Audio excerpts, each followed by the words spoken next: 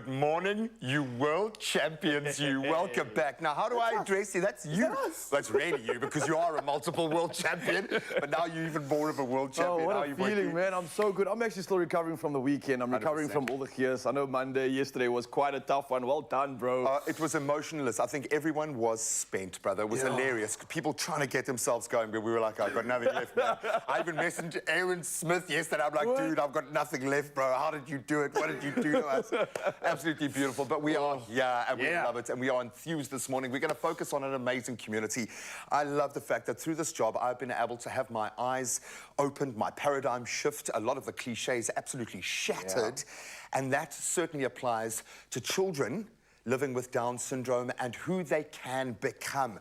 I love the fact that we can smash through those glass ceilings now with the right kind of support. So that's what we're going to hone in on today, is families dealing with Down syndrome and what that looks like and how we can aid and help. What kind of language do we use? I love this, man. I think it's so great to continually bring awareness to this. Obviously, it is a month where we bring awareness. It's Health Tuesday as well. And for a lot of us that are blessed with all these abilities, I think it's a great chance to put things into perspective.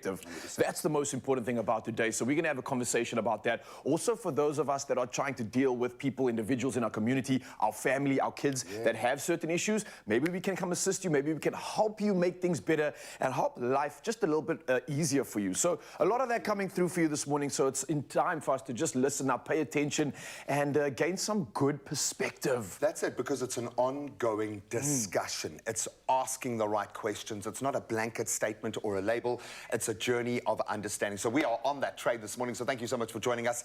Yes, the emotions are probably still going to be flowing this morning, and that's fine. And we cannot wait to connect with you on all of our social platforms, and it's going to be a busy day, I have a feeling. Good morning, Zozo. Did you survive the rest of yesterday? Barely, G-Man, but I am here and I'm ready for a brand new, fresh day. And yes, a very good morning to you. Oh, we have got so much to unpack, and since today is Health Tuesday, our good morning post to you is asking you this question. What do you think are the biggest misconceptions around Down syndrome? How could we better support parents and children affected with Down syndrome? Perhaps you have a personal experience, perhaps you have a neighbor. We would love for you to share with us and be part of this conversation, as this is one we're going to be unpacking throughout the next 3 hours. You're also welcome to share us a voice note. Our number is 063-408-8863. If you're not comfortable to share a voice note, that's okay. You just simply reply to the Facebook post that is on social media. Well, there we go. We're going to kickstart this morning off with Raul and those morning headlines. Oh, yes, thank you so much. So it is time for official duties, and national news headlines are up first. Now, President Cyril Ramaphosa has announced that Friday the 15th of December will be a public holiday. Now, this after he mentioned earlier that he would declare an additional holiday if the Springboks won the Rugby World Cup. Now, the Boks narrowly beat the All Blacks 12-11 on Saturday and bagged the trophy for a record 4th time. Now, Ramaphosa appealed to South Africans to now support the Proteas, who are participating in the World Cup cricket tournament in India. Now, SA is presently second in the standings after India. Well, carrying on with national headlines, the police in Beaufort West in the Great Karoo have seized drugs with a street value of some 7.2 million rand after an accident on the N1 between Three Sisters and Richmond. Now, it's believed the 2 delivery vehicles were involved in a collision, and police found some 25,000 Mandrax tablets, 17 kilograms of tik, and 3 bags of cocaine in the trunk of one of the vehicles. Now, the driver of the one lorry, which was on its way from Johannesburg to Cape Town, succumbed at the scene to his injuries. Well, from our national news headlines, let's head over to international news. Now, the United Nations says a record 6.9 million people are now internally displaced within the Democratic Republic of Congo, otherwise known as the DRC, due to the escalating violence. Now, the UN's International Organization for Migration has collected tracking data from all 26 of the country's provinces. Now, it says the vast majority of those displaced live in the east, where conflict is cited as the primary cause. Now, the UN warns that the DRC is facing one of the world's largest displacement and humanitarian crises. Well, carrying on with the international news, Russia has announced that it will make inward investment easier for citizens and companies from a list of 25 countries it considers friendly. Now, the list does not include SA, and those from the friendly countries would be able to open Russian bank accounts and move money into those accounts more easily. Now, Moscow defines unfriendly countries as those that have joined a barrage of Western-led economic sanctions in response to Russia's war in Ukraine.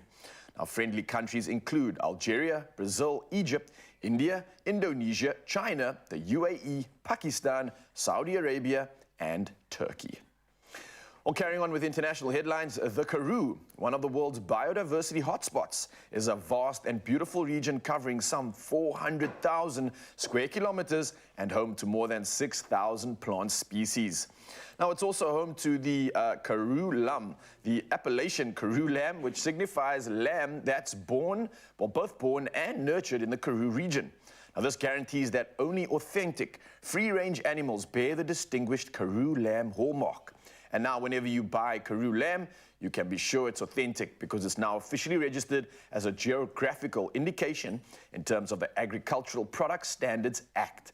Now, scientists have determined that specific vegetation in the Karoo contributes to its exceptional taste, including silver Karoo, Skaap Bossie, Kap Kop Bossie, Riviergane, Anker Karoo, as well as Perde Bos. Well, those are all the headlines I have for you right now. For now, there's time to dive into all things sport, and the G-Man has it all.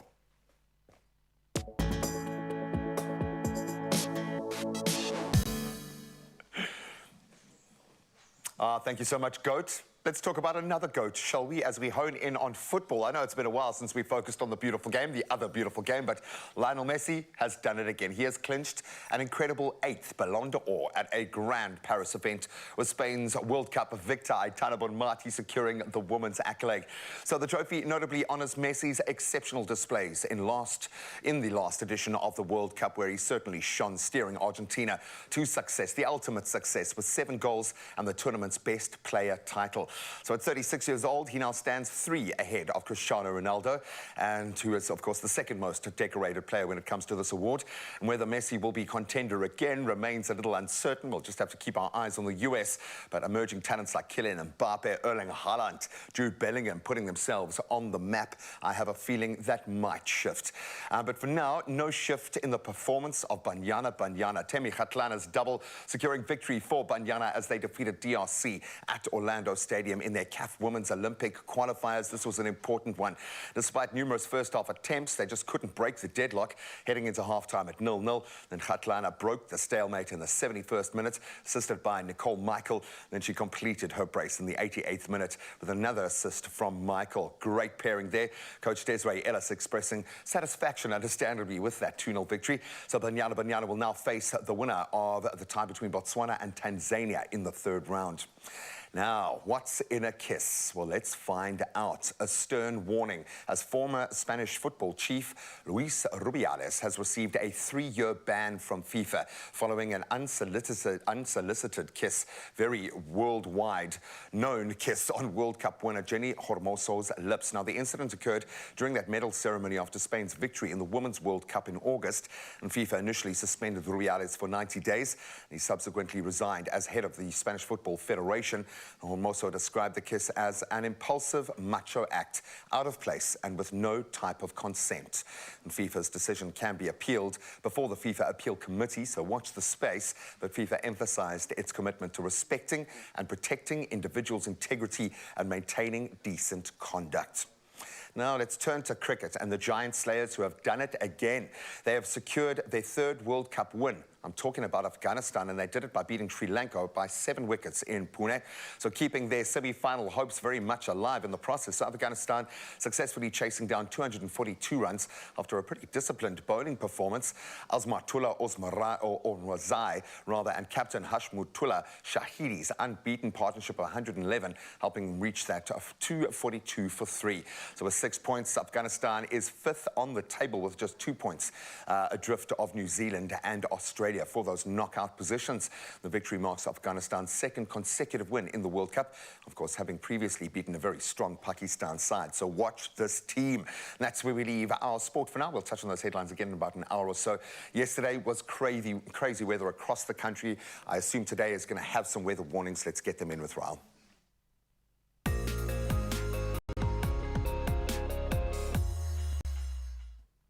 Thank you so much, G-Man. Yes, let's dive into weather news right now. And the SA Weather Service has issued 2 yellow level 2 warnings for today. Now, the extreme eastern parts of Northwest and Gauteng can expect severe thunderstorms with strong winds, hail, and heavy downpours that could lead to localized flooding of susceptible roads, low-lying areas, and bridges. Now, on top of this, disruptive rain, which may lead to flooding of roads, bridges, and settlements, is also expected in places over Mpumalanga. Now, the Weather Service has also warned of extremely high fire danger conditions, which are expected over the Kamiesberg in the Northern Cape and the Matsikama municipalities in the Western Cape. Well, from our weather news, let's dive into those temperatures and see what you can expect for your day.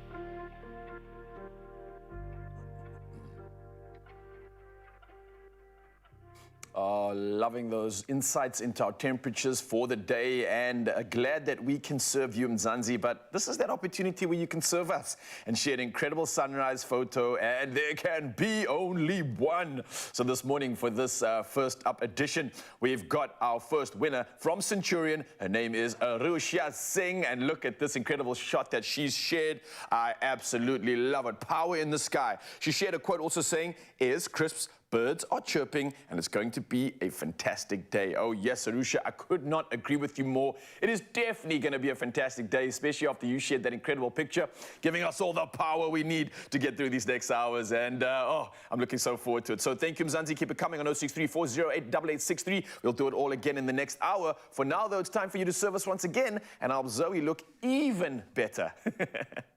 I'm getting ready for my honeymoon, let's just put it that way, because think from beach days to balmy nights, Woolies has us covered with the latest trends in lightweight and breathable fabrics. So today is Tuesday, and I need you to help me choose between 2 gorgeous Santorini-inspired holiday styles. Now, option 1 is this beautiful blue dress. This is a breezy belted shirt dress that will, activate that out of office mode instantly when you wear it. So this is option 1. Or option 2 is this beautifully white embroidery tiered maxi dress, perfect for the next beachside getaway. So which one will it be? Are we going to go for the blue one or the white one? Option 1 or option 2? It is completely up to you. That rhymed. So why don't you head on over to Expresso's social media pages, vote for your favorite dress, and don't forget to include that hashtag styled by Woolies. Plus, here's an inside scoop for you on some of the latest Black Friday deals at Woolworths. Now, from the 2nd till the 5th of November, that's next week, you get 30% off women's dresses and sandals. So keep an eye out for this incredible deal. And I actually just realized it's not next week, it's this coming Thursday. So make sure you get to your nearest Woolies to capitalize on all of the Black Friday deals.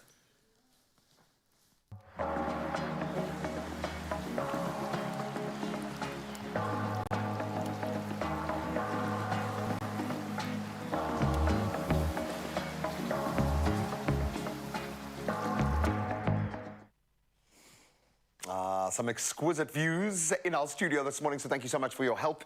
But of course, right now we are focusing on a wonderful conversation. I guess a good place to start would be with the parents. Yeah. How do we educate and empower ourselves if we have a child that needs special needs, has special requirements when they are growing up, going through those development gateways? What does that look like, and how can we get that roadmap down? We're going to delve into that conversation in just a moment. I love that. And on top of that, it doesn't stop there, because we can take it a step further. Our kids with special needs also need to exercise. And when it comes to swimming, it's a great environment to move, low impact. It almost like gravity is less, and it's exactly where we want to move. And that's what we're bringing at you in just a bit. Some exercises for all of us to benefit, especially those with special needs. Oh, it's going to come. Don't worry. We're going to get it. Are we installing a pool?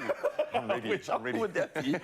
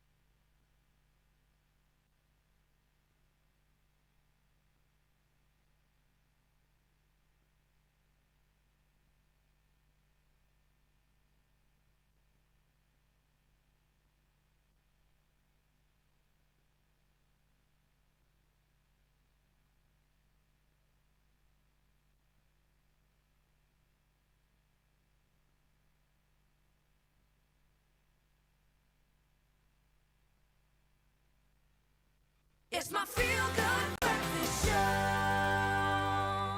Welcome back, you beauties. Thank you so much for joining what promises to be an enriching and hopefully an empowering conversation right now. For kids growing up in the spectrum, life is like being thrown into the deep end, literally, not just for the child, but for the family as well. It's life-changing to meet someone who can teach you how to swim, literally and metaphorically. I think Ra's going to love this metaphor, but it stands true.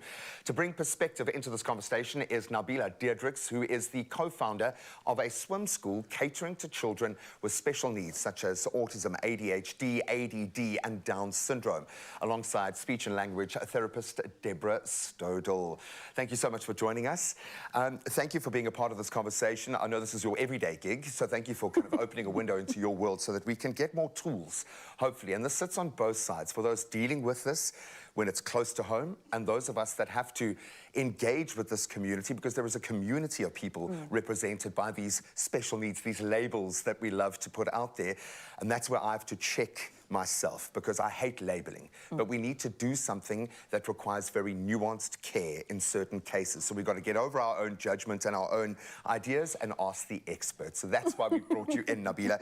I think a great place to start would be with your center and what prompted you to start this. There must be a purpose behind taking this kind of step. So basically, let me start by saying I studied sports management and business science. Oh, wow. Okay. And with that being incorporated, we noticed that there's quite a lack of research in the market when it comes to special needs and the spectrum. various special needs. Because it is a spectrum. It's a spectrum. So you get an umbrella of disorders. It's not just one. And I incorporated swimming with it. Because you love swimming, clearly. I mean, Yeah, and that is your one click where everything just disappears. All your problems just disappear and you feel like yourself. it's a leveler. It is. I absolutely understand that because it's used in so many different types of physical therapy for that very, very reason. Deborah, maybe we can look at this from the angle, because I have to apply it to myself as a parent and thinking, okay, what would I do? What would the action plan be? But I think maybe we need to start with what some of those challenges are, because it's a get real very quickly kind of a scenario, especially if we sit on the more extreme side of the spectrum. So when we are a parent of a child with special needs, how does that journey generally begin? I think it is exactly that. It's a journey. And it's a journey where one requires a lot of patience and perseverance, but there are great, great joys along the way. And I think it changes the perspective on life for people who experience that. And it's hard to understand it if you're not in that same situation.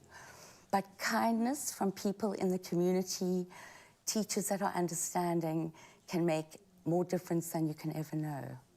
So I think it's also important as a parent to use what you have and manage each day, one day at a time. Completely. Because there's often a whole family, other siblings, and we can't always do everything at once, but we just do the best we can as parents. And I love the way you put that, just one day at a time. And I think with every great challenge, it needs to be like that. Don't look at the peak of the mountain. I always say, just the first step. That's manageable. You can do that. You talk about the complexity of families. It's tough enough with 2 different children, never mind with extreme pressures added to that. But being able to plug into a centre that is geared for this, where there is understanding the second you walk into the door. When you talk about this leveler, what difference? Because I often view children, and I've dealt with amazing people that would be labelled as disabled, going to the Special Olympics, doing things that I can't dream of doing physically. Often it's just a case of finding the key to unlock that lock. How does your centre focus on that, or are you able to achieve that within this by taking them out of that real world and putting them in this kind of this beautiful water reality? Wow, Graham. So we try to, the main focus right now is to enrich parents, because parents alone find it challenging. We kind of forget how challenging it is for a parent. I mean, just to put on a bather, getting into the car and coming to the venue is already a challenge. Touching your skin, sensory, motor development, everything is a challenge, because, you might, like I said, autism and special needs, it's not a disability, it's just a disorder. And we need to teach kids how to channel the information and make it easier for them. And this is what the swim school is all about, to teach. It's not about just water safety, it's a sense of safety for these kids. A sense of ownership, I would imagine, and progression and achievement. These really do matter. We are focusing on children with special needs at the moment, a very special focus on Down syndrome today. And I think what I would love is if more parents who are going through this lived experience could weigh in with insights, little gems, those moments. Maybe it's something that a person said to you, a therapist gave you, that one little piece of information that's been a game changer. We've got the experts here today ready to answer questions as well. If you are dealing with a challenge right now, let us know. We want this conversation to continue for the next 3 hours. And luckily, the ladies are not going anywhere. Stick around. Well, we are pet parents, so you've got 2 doggos, I've got 2 cats, and we are animal lovers here on your Feel Good Breakfast show. And it's also been proven that animals too can acquire genetic disorders like humans and can share a host of different diseases and illnesses, although they may manifest and present differently in the 2. Now, however, it is said that animals cannot be diagnosed with Down syndrome. So today we're going to tackle this debate and try and get an understanding of this matter. So, I mean, I know that I'm being a cat mom here, but white cats especially, they are predisposed to being blind and deaf. So whoa, I didn't that's even why know that. most white cats have 2 different color eyes, because they battle with blindness and they often can't hear. My sister had a white cat. Nice. I didn't even know about that. Okay. Yeah, so some animals are just more predisposed to certain illnesses. Yeah, okay, that kind of makes sense though, all right. Now, on top of this, obviously, while some animals can suffer from, I think, similar chromosomal defects, they cannot have Down syndrome, which is quite crazy, as it is specific to humans. But there have been several cases where animals have similar symptoms to Down syndrome, and people mistakenly assume it's the cause. Now, I know animals with facial abnormalities are also widely and mistakenly said to a number among animals with Down syndrome. But as you can see, some of these pictures that we're sharing right now, I'm seeing how you can potentially be confused, but also be understanding of how we can see these different sort of facial appearances and how it presents itself in the real world. I think it's really cute just seeing some of these images right now. It's a far cry from the scary thoughts that we have for, like, look at this, the king of the jungle, and what I'm assuming is a tiger, but I don't know, there's some cuteness to this. Oh, look at that. Well, listen, it's always so, I mean, for me, this is always the interesting part, is the different facts that come about it. So each human cell contains 23 pairs of chromosomes, and Down syndrome appears in people affected by a genetic mutation that gives them 3 copies of chromosome 21. Now, the genetic makeup of non-human animals is too different from that of humans to conclude that the duplication of the same chromosome would have identical effects to the ones observed in humans. So furthermore, many animals don't even have chromosome 21. Cats, for example, they only have 19 pairs of chromosomes. Oh, wow, okay. Now, I know there's something crazy when it comes to apes as well, because they actually have more. I think they have like something like 23. Now, I know this notion of animals is quite crazy, and this myth of Down syndrome, but yeah, apes, I think it is. They have 24 pairs of chromosomes as opposed to the humans, which have 23. Now, some apes have been diagnosed with having an extra copy of chromosome 22, which is very similar to chromosome 21 in humans. But now, according to a study from 2017, one chimpanzee with an extra chromosome 22 experienced growth defects, heart problems, and some of the other symptoms, which I think is quite common to human Down syndrome. So there's similarities here. It kind of has similar sort of predispositions at the same time. But for me, when it comes to animals, I just can't get over the fact that they just look so cute. I don't know. Beautiful. So there are so many conditions in animals that can cause similar symptoms and characteristics as Down syndrome, and we are yet to hear if there ever will be an animal to be fully diagnosed with it.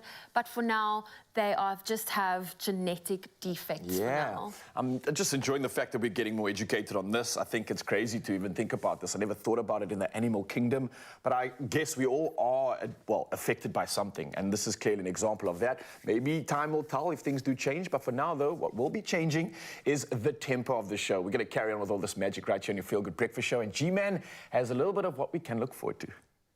Oh, thank you, my brother. From the science to the lived experience, we're going to continue with our panel looking at children with special needs and how swimming and a safe place for parents can really make all the difference. Then we're going to connect with a parent on her lived experience with a child with Down syndrome. What do we need to know? We'll find out now. Only you can make my day.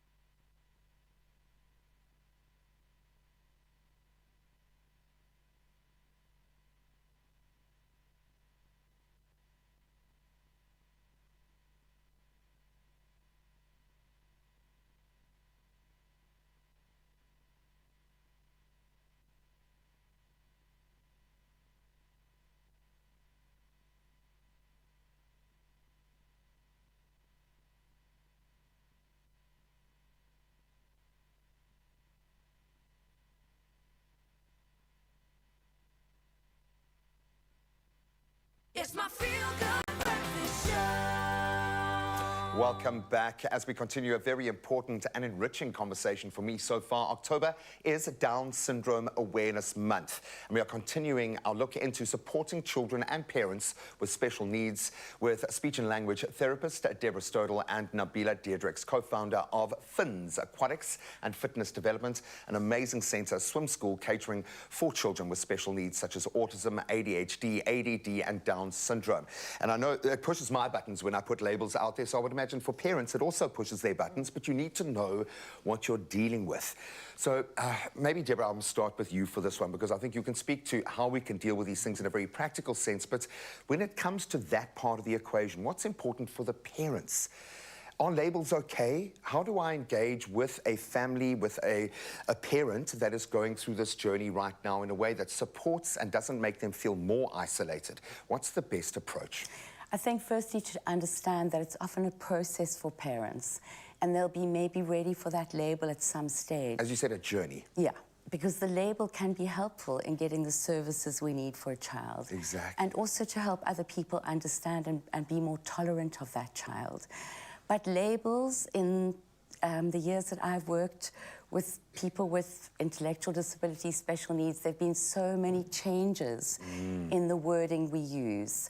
So, you know, it's sometimes difficult to keep up with what's the right way to use. But I think that labels have a place, but to remember always that firstly, that child or person is a unique individual and will have their own character no matter what their label is or diagnosis is. Just as your child, you cannot imagine another child being anything close to like them, because everyone is such a powerful individual in their own right. We need to approach this as that we've got to find a solution that works for that child. It's not one solution applied to all. When you approach a new opportunity to empower a young child or empower a family, what's the first step? How do you approach that practically to give parents the tools? Wow, there are many approaches. And with that being said, it can be a bit challenging because each individual is different. So the methodology behind it can be tricky. You only know once the child is there in the water. Exactly. And You then we don't can know go. the personality, you don't know the child, you don't know the character, you don't know the parents. So you need to give peace of mind to the parent as well. Until today, that is always going to be a challenge. And what energy the parent gives off is what the child also feels. And it becomes hard for us as instructors, as teachers, because like I said, Fins Aquatics is not just me, it's a team effort. And it takes a village, yeah. It really does, to make it work for that little one, for that child, for that adult, or the umbrella of disorders. And it becomes really quite rewarding at the end of the day. It's the hardest job, but it is so rewarding. Oh, completely. And I think it brings to bear why we love this job. You're not talking to many people, you're talking to an individual. What does getting it right look like for the families and the parents that every day are facing that challenge of just putting the shoes on? It must be very difficult to see the wood from the trees sometimes, to know when you're getting it right, those successes, and you ultimately want your child to have some semblance of independence for their context and feel like you are giving them a life that they can live themselves. How do we get to that point, or must you just dispel that kind of hope? How should we wrap our kind of expectations up? I think hope is extremely important, and I think there's still a myth that children only learn in those critical early years, and that's definitely not true. So I see very long-term children. My longest young man has been with me for 24 years. Wow. So watching that journey and seeing that there's always hope. But I often say to parents, just start with today and keep your goals in mind. Make them small, attainable goals. And if you think about any child, really, we want to develop their best potential. So keep stimulating them. Even as adults, we learn. We want to make... Forced to learn every day, yeah. Make them as independent as possible and use even day-to-day chores to include them, give them a sense of self-worth and connectedness and purpose. And I think those are very important things to focus on. And also knowing that what we do in terms of therapy and input is part of the process, but the unfolding of the child's own development is also very powerful as time goes by. everything that you've said to me is exactly the roadmap that I've tried to follow as a parent. So I think there is a universal true north here from a parent's perspective of wanting your child to be empowered, to feel that they're independent. But when you go through the hard yards, one thing I've realized from being able to plug into experts like yourself, it's not about separating yourself, separating your child, taking responsibility off their shoulders because they can't handle it, maybe separating the sibling that you want to protect from this raw emotion. The whole family can get stuck in and take ownership of this space. It's not that traumatizes us. It's the lack of processing.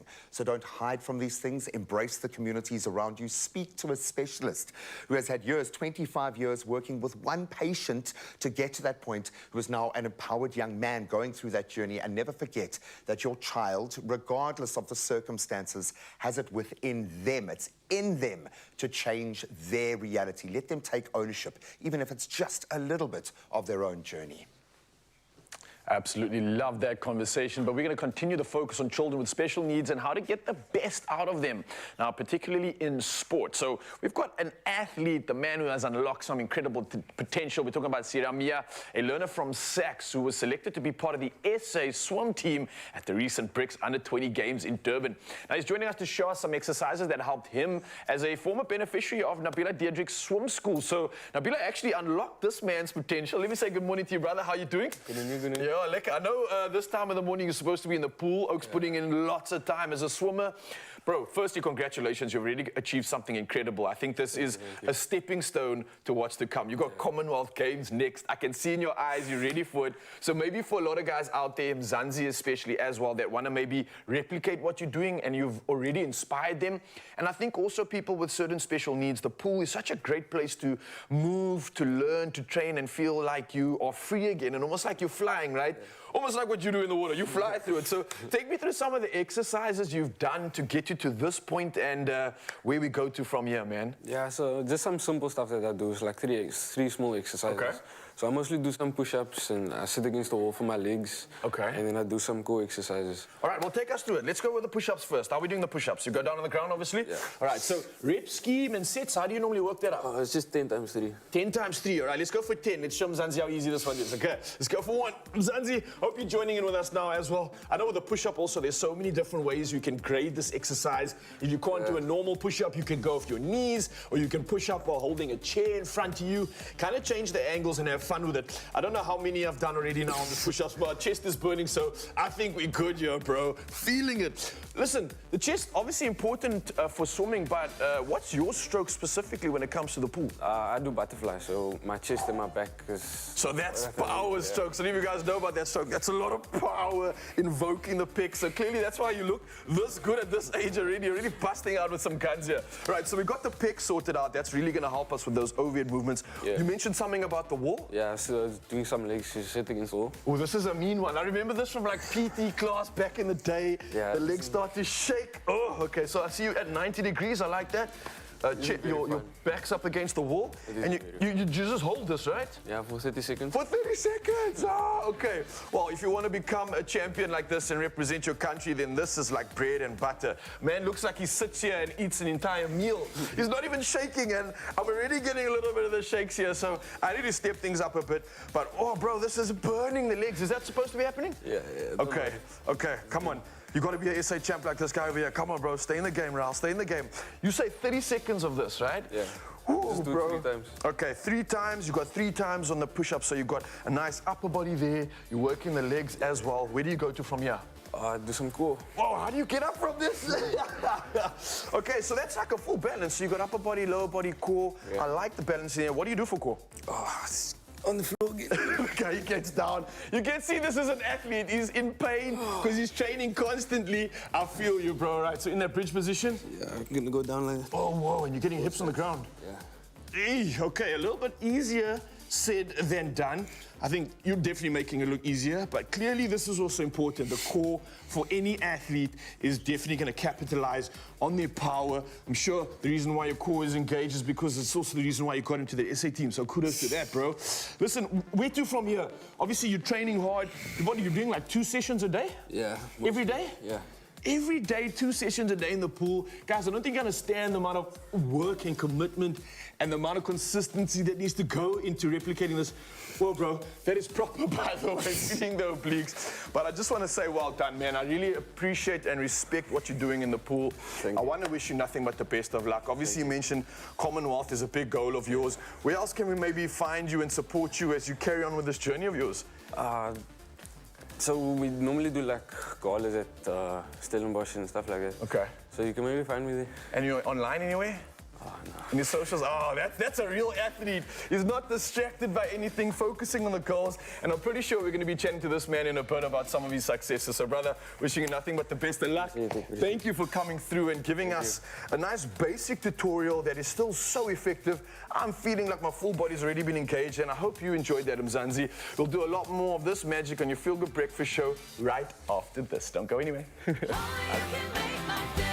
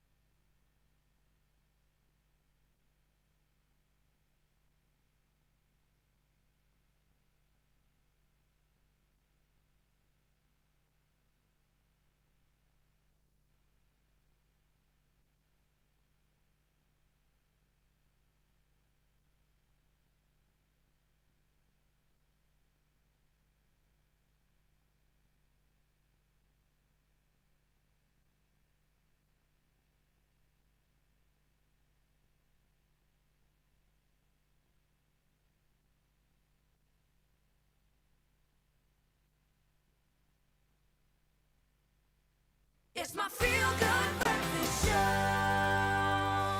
Welcome back. Thank you so much for rejoining a vitally important conversation on Down syndrome awareness.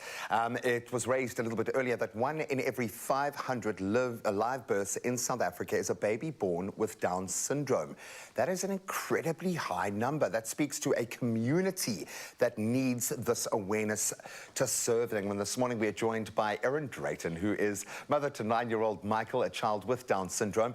She's here to share her journey with us. We've kind of shared a bit of your journey because Erin has worked with us. She has been a massive part of this team for the longest time. We miss you dearly. Oh, how are you in these crazy times? I'm good, actually.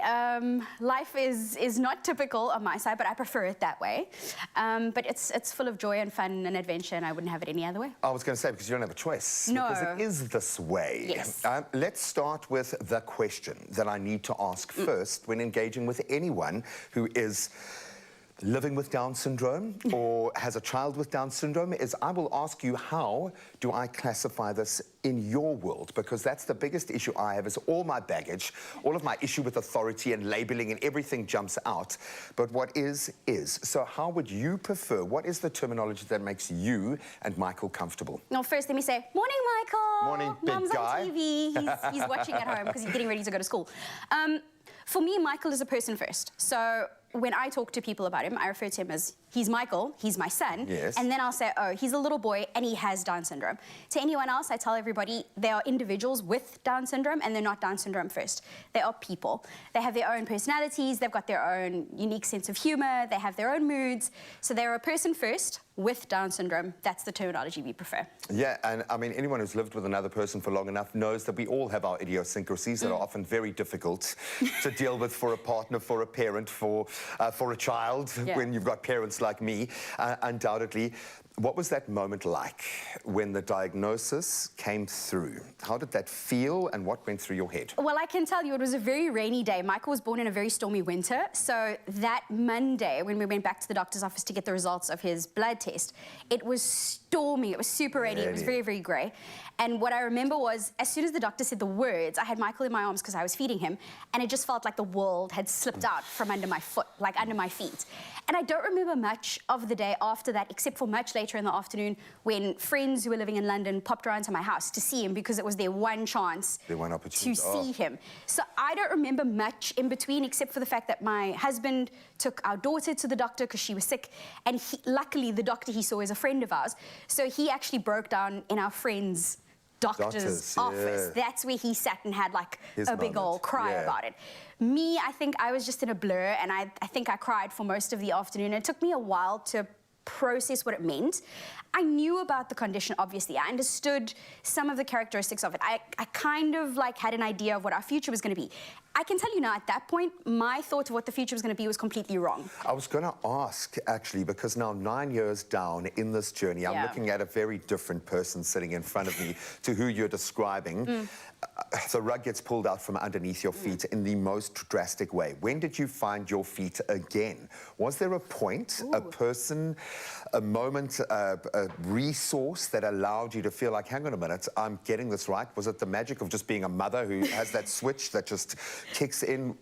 Talk me through that transition. Hardly no. I was experiencing postpartum hormones because he was only about 10 days old when we found out. So no, that wasn't the case. I think there were several little moments along the way. So the first one was, like I said, I had friends who came over that afternoon, and my friend took him from me, held onto him, and literally just looked me in the face and said, cry now, but it's going to be okay. She's like, I promise you it's going to be okay. We actually saw a genetic counselor the following week, and she actually explained it to me in such a beautiful way. She said, like, each of them have their own personalities. They have their own sort of, if you want, not symptoms, but sort of the way the condition expresses itself is unique in each individual with Down syndrome. Call them idiosyncrasies. Yeah, and she said to me, in a way, because of that, there's no predictor for how they're going to be as they grow older. And in that sense, that makes them quite like every other child, because you can give birth to a typical child today, and along the way you discover that child has a severe allergy, or perhaps they injure themselves playing sport, or anything can happen along the way. Life happens. And so with him, that was precisely it. There was no way of predicting what was going to be, and so you had to go into it with a lot of hope and determination, and just saying, okay, today is today, let's focus on today and not get too far ahead of ourselves. And a little bravery. A lot of bravery. Because there is a cultural element here, and you think that the people closest to you are going to be the safest, and that's often not the case. Often we come with baggage, we come with so much trauma, we come with all the stuff that we are yet to process ourselves. We get a challenge put in front of us, and suddenly all of that comes out, especially when it comes to children. How did your family react? You've obviously spoken about an amazing friend that gave you the right words at the right time. But it's not people perceived. Has there been a judgment issue? Because that speaks to not just Michael, that's you. And I have an issue with judgment on any level, so I'm getting angry just thinking about this moment. What was that like for you? We've been very fortunate. No, we have not had any judgment issues, but I think for our family it was a very steep learning curve, but they were kind of learning as we were learning as well. Sorry, Dad. But my dad, I think, has changed the most as a result of Michael. I think in the beginning, my dad is kind of wary around babies in general. He's old school. He's an old school, stoic, old school man. 100%. And so I think when Michael was younger, because he knew he was different, he didn't quite know what to do with him. And as he's gotten older, and also because I think we lived with my parents for 2 years during lockdown, my dad got to know him really well. And they're besties now. That's like... Got over himself. Yeah, no, that's his guy. But I think my dad changed. He became a lot softer, a lot more open. I mean, he was already open-minded, but I think that's expanded. He treats Michael with an incredible amount of care, but he also treats him like a proper 9-year-old little boy. Lets him do his thing, yeah. They scream at each other, they chase each other, they run around. And when Michael was little, I didn't ever see that happening, and now it does happen. So I'm really, really happy for that. But I will say, no one's ever judged us. We do get a lot of questions, obviously, and I'm very open to answering that because people are curious. They don't know much about the condition. And as much as we're learning, we like to share that with other people because he does get into social situations, then people don't know what to do with him. And then I have to explain to them, you can actually have a normal, you can talk to him. Yeah. He might not answer you back in the way you expect, but he understands you. So let him be. I got a 6-year-old who never answers me back. And it's terrifying. Every shop I walk into, I'm like apologizing to people in front of me and behind me in the queue. Yeah. I'm like, I don't know what he's going to say, but I promise you it's not true. But actually, on that subject, that is actually the situation that we are currently struggling with the most. Really? So Michael, we've had to sort of socially acclimate him post-COVID. Of course. And that meant taking him out into shops and into parks and into different places. So the struggle we have now is he's got fantastic manners. We taught him great manners from the start. So when he goes into a shop or if he goes into any sort of public place, he greets people. He engages. He says hello to you. But because people look at him and they immediately see he has Down syndrome, they don't greet him back. And that I find most amazing is here you've got this little boy, and because I only think of him as he's a little boy first, they've got this little boy greeting them and then they don't know what to say to him. And I can see, gets very confused because he's there, big smiles, hello. It's transactional analysis, baby. It's a two-way flow, yeah. So it'll either happen that sometimes my daughter, if she's there, will stand on the side and be like, please say hello back. Or if we've been in quiet places where, and it often happens with young people, like younger people who are in their 20s, they don't quite know how to respond, I will say to them, it's okay, please greet him back. He would prefer if you say hello. And once they say hello to him and he then says, how are you, then they relax immediately and they realize, oh, he's just trying to engage. Do you know what we're going to have to do? I'm going to have to go back and watch this over about 10 times and take notes and write it down. I love it, but the main thing that's ringing in my ears right now is, Graham, get over yourself. And I think for anyone engaging with someone who is going through this journey, get over yourself and engage. Ask those questions. Chances are that parent has had a little bit of time to process. They have a better understanding of the situation. They certainly know their child. So just ask questions. You will never go wrong if you ask questions. You've given us some absolute gems. What's your daughter's name? Renly. Renly, you're a superhero. We love you, Michael. We love you. Thank you for giving us such an amazing mom for this discussion. Absolutely beautiful. And we're going to continue on this focus for the rest of this morning. Michael, you are my new heroes. Definitely adding you to my inspiration list. Thank you so much for that convo as well. I absolutely love that. But there's another convo that I think is definitely going to get us in a celebratory mood. I think it's definitely getting me in one for sure. Definitely. I mean, Barbie's all the hype this year. And if you did not know this, in April this year, the new Barbie doll with Down syndrome launched in an effort to help more children find a toy that represents them. Now, the doll has also hit the shelves in our South African retailers, and it is available at select stores for only 279 Rand. Now, I think this is important. It's about time that big brands like Barbie come on board, and the big mother company, the Mattel bosses, they said that they wanted to bring out the doll to enable all children to see themselves in Barbie. They partnered with the National Down Syndrome Society, and that is in the US, to bring these products to market. And I think it is incredible that they've done that and that they are closely collaborating with the NDSS. And what the bosses also said, it's, you know, it's really, really cool. Yeah, I know for a fact that Mattel actually consulted with them and medical professionals to inform the design process, introducing a new face and even a body which is sculpted to be more illustrative of a woman with Down syndrome. Now, this is including a shorter frame and a longer torso. This is so cool. Now, guided by the NDSS, the doll's pink pendant necklace with 3 upward chevrons represents the 3 copies of the 21st chromosome, which is the genetic material that causes the characteristic associated with the condition. Now, the chevrons, or arrows, as you might see them, represent the lucky few who have someone with Down syndrome in their life. And I absolutely love this. I'm thinking exactly the same thing.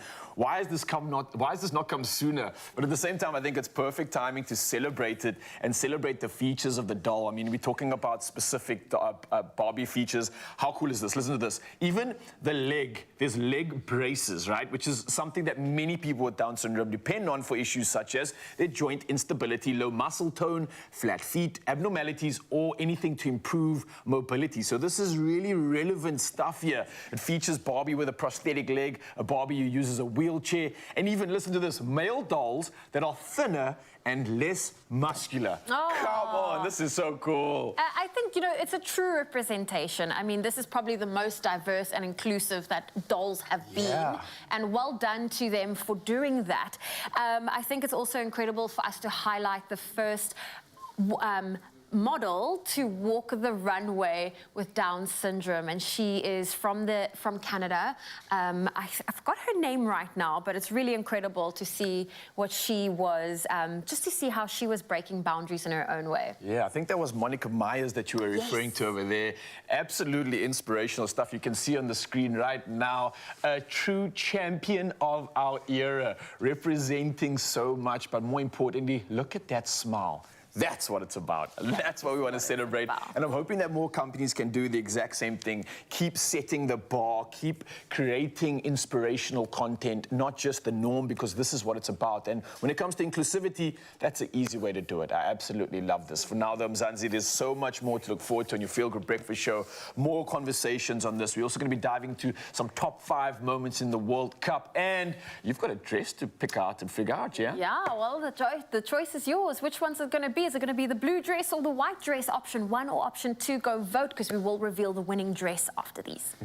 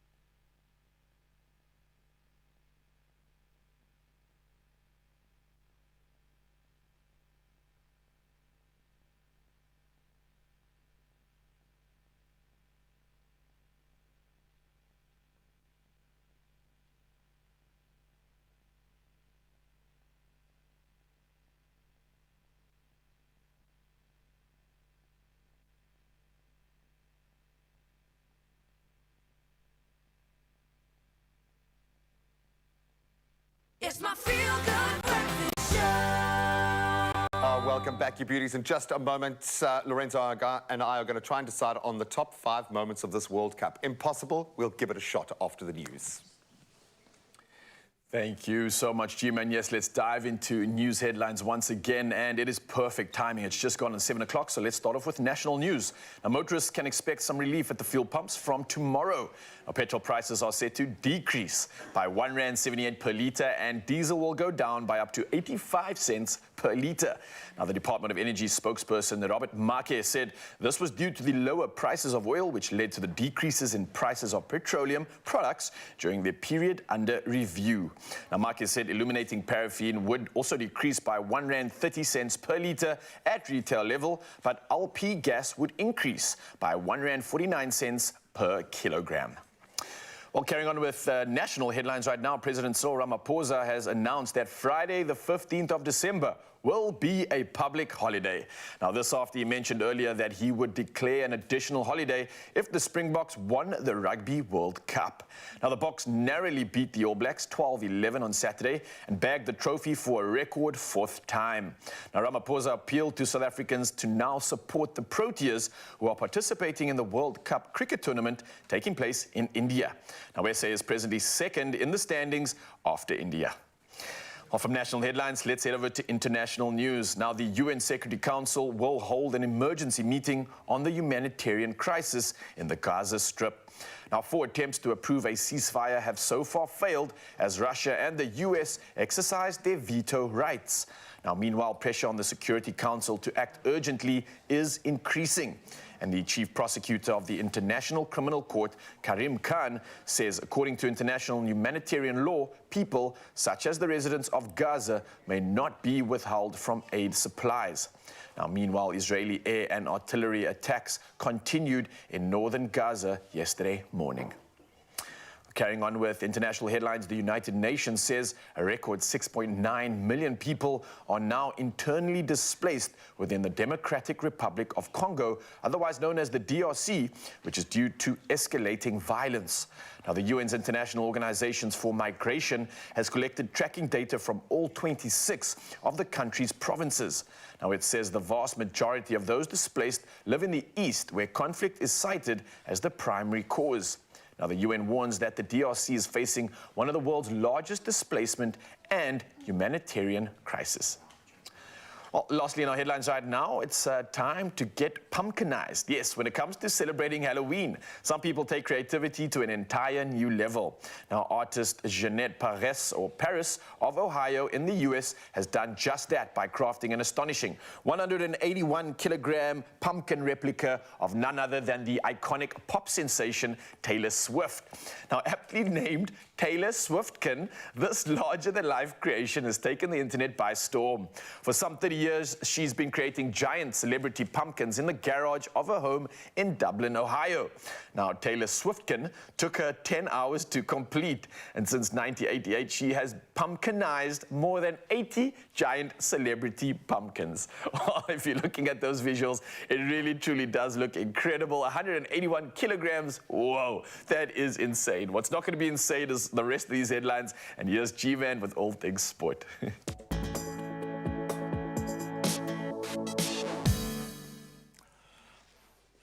Thank you so much. Well, perhaps we'll answer one question. Who is the GOAT in football? He certainly put his hand up. Lionel Messi has clinched now his 8th Ballon d'Or at a grand Paris event with Spain's World Cup victor Atlana Bonmati, ensuring the women's accolade goes her way as well. So congratulations to both. The trophy notably honours Messi's exceptional displays in the last World Cup, where he steered Argentina to success, the greatest prize in football, with 7 goals and the tournament's best player title to boot. So at 36 years old, he stands 3 ahead of Cristiano Ronaldo, the award's second most decorated player. That's where I'll leave it. So whether Messi will be a contender again remains uncertain, with emerging talents like Kylian Mbappe, Erling Haaland, who was of course honoured on the night, and Jude Bellingham, all on the rise. Now, speaking about the rise that's happening for Banyana at the right time, Thembi Kgatlana's double securing victory for Banyana as they defeated the DRC at Orlando Stadium in their CAF Women's Olympic qualifiers. These are important. So despite numerous first half attempts, they just couldn't break the deadlock, heading into halftime at 0-0. Then Kgatlana, she broke the stalemate in the 71st minute, assisted by Nicole Michael, and she completed that double in the 88th minute with another assist from Michael, combining beautifully. Coach Desiree Ellis expressed obvious satisfaction satisfaction with the 2-0 victory. So Banyana will now face the winner of the tie between Botswana and Tanzania in the third round. Now, what's in a kiss? And not to make light of the situation because the repercussions are severe. Former Spanish football chief Luis Rubiales has received a 3-year ban from FIFA following an unsolicited kiss on World Cup winner Jenny Hermoso's lips. Now, the incident occurred in front of the world during the medal ceremony after Spain's victory in the Women's World Cup in August. FIFA initially suspended Rubiales for 90 days. He subsequently resigned as head of the Spanish Football Federation. Hermoso described the kiss as an impulsive macho act out of place and with no type of consent. FIFA's decision can be appealed before the FIFA Appeal Committee, but FIFA have emphasized its commitment to respecting and protecting individuals' integrity and maintaining decent conduct, and they've proven it with their ruling. Now let's turn back to the giant slayers at this year's Cricketing World Cup. Afghanistan have done it again, securing their third World Cup win by defeating Sri Lanka by 7 wickets in Pune, keeping their semi-final hopes very much alive. So Afghanistan successfully chasing down 242 runs after a very disciplined bowling performance. Azmatullah Ormazai and captain Harshmatullah Shahidi's unbeaten partnership of 111, helping them reach 242 for 3. With 6 points, Afghanistan fifth on the table, really close, just 2 points behind New Zealand and Australia. This victory marks Afghanistan's now second consecutive win at the World Cup, having previously beaten a very strong Pakistan as well. So watch that space. But that's where we leave our sport for this hour. We'll touch on those headlines again in just a moment. Let's take a look at the roads.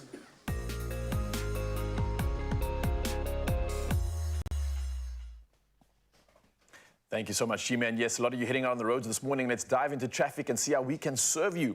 Now, for those in Germiston, Johannesburg, there's congestion on the N12 eastbound, and that's between Voortrekker on the M31, Ilands interchange, and there is slow-moving traffic in this area, so do allow for more travel time if you are passing through. From Johannesburg, we head over to Cape Town now, and there is some congestion on the M5 north, and that's at the N2 inbound ramp. So again, if you are in this area, you can expect some delays, but for everybody heading out on the roads this morning, buckle up, stay safe, and plan accordingly. From the roads to the sky, let's find out now what's happening when it comes to weather.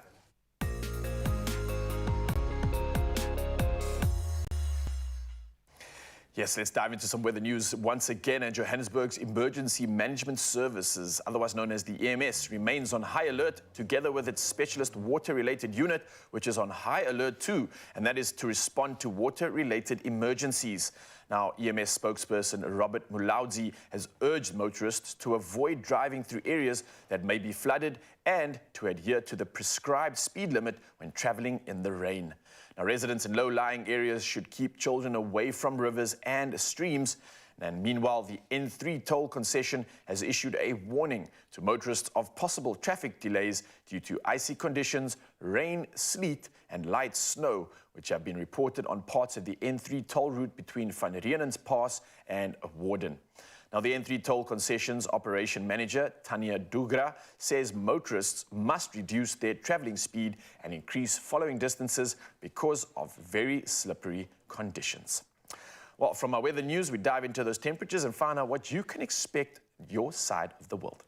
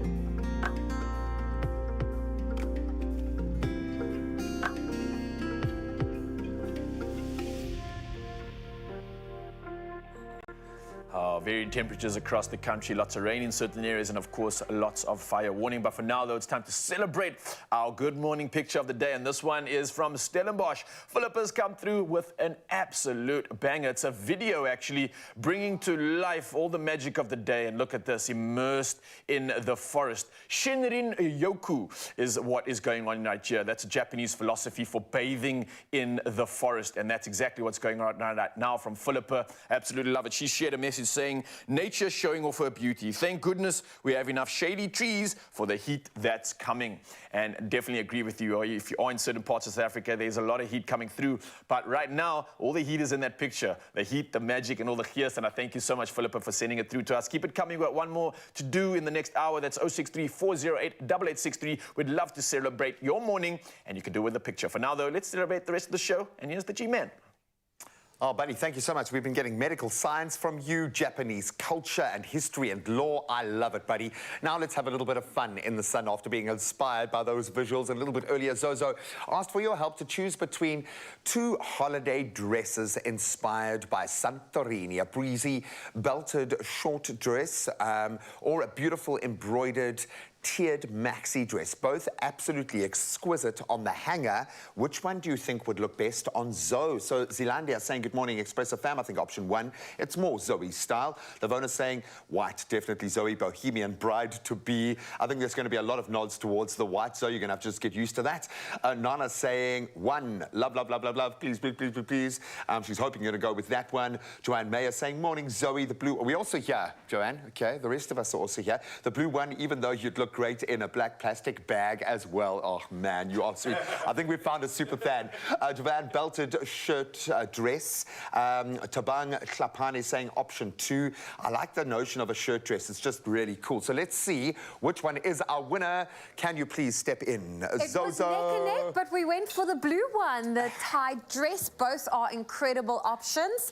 But yeah, I wanted a pop of color and you gave it to me, so thank you. It's stunning. I know, inspired by Santorini, it kind of has that vibe, like you've just stepped off the beach and you're flowing towards the cocktails. Yes. Absolutely gorgeous. Give us a twirl for Joanne, just for Joanne this morning. Good morning, Joanne. We love you. Here we go. Your choice is good. I know they were both fantastic choices, but I think you've nailed it, as you always do. It's Willie's Black Friday, lest we forget. New deals every single week. Forget about just the Friday. From the 2nd to the 5th of November, you can get 30% off women's dresses and sandals to complete the look. This offer available in-store, online, or on the amazing app from Thursday, the 2nd of November. So it's just around the corner. Jump on it at woolworths.co.za. Zozo, you look gorgeous. Love it. Thank you. Stunning.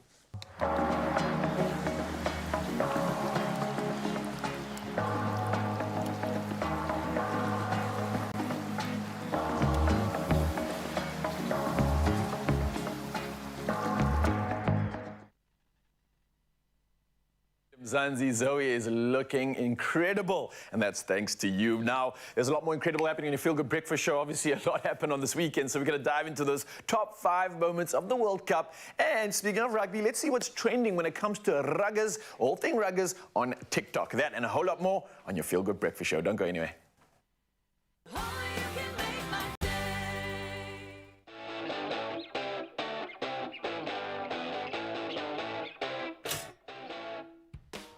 Yeah.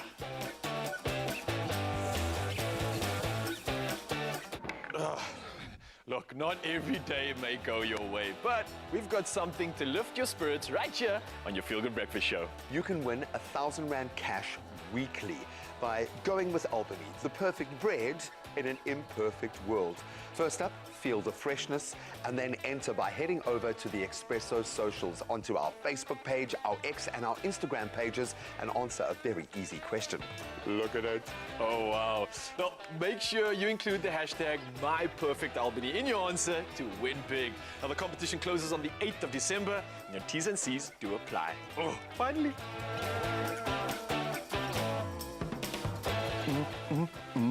That is perfect.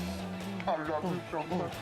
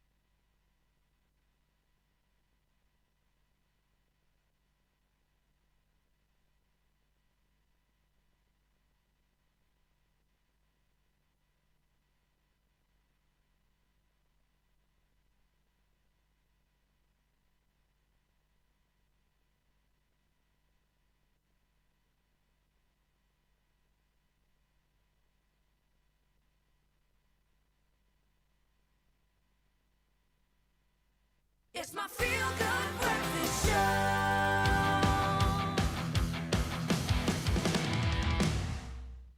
When it comes to your rugby memories, we have no doubt that these special moments, the many from the 2023 Rugby World Cup, will be right up there, certainly for me. So let's take a look at our top 5. Okay, I know we could have 100, but we've honed down on 5, brought to you by the very proud sponsors of Total Energies, with our special guests this morning, Lorenzo Durries, and then someone, you sent him to France for just a couple of weeks, and he comes back, a dapper gent. Nathan Gokela is here. Nate, so good to have you back on terra firma, back in SA. Welcome back. Bonjour, bonjour, bonjour. Oh, bonjour. We are going to have a long chat about your experiences there, but we thought let's get it from the two gents that have guided us through this World Cup. So thank you for your efforts on that front. Let's start with this particular moment. Maybe this hits a chord with you at home. Kirtley Orence's monumental tackle on Rico Aone was a try-saving tackle, undoubtedly, and one that Cheslin Colby read very well as well. Take us through this wing support for these two speedsters and how it impacted the game. So I think our back three kind of operated as a hunting pack, but our wings were everywhere. Yeah, no, I was not expecting both of them to cross cover like that. But what I love is that as the one takes out the player, the other one is immediately in position in front, just watching. Do they get that pop pass on the outside? Do they get the pop pass on the inside? I'm there to cover it on both sides at the end of the day. But also, if you look at it, how compact they are close to that line, so that they push the players close to them. Well, there's echoes of Makazola Mapimpi getting crunched and then paying that back. I won't mention the player that he did it to, but an incredible role there. Let's move on to the second year, because I want to hear from you, Nathan, because you got to see this kind of stuff very up close and personal. Watching the haka is something that my son and I absolutely love. I think it is just one of those moments that make rugby what it is.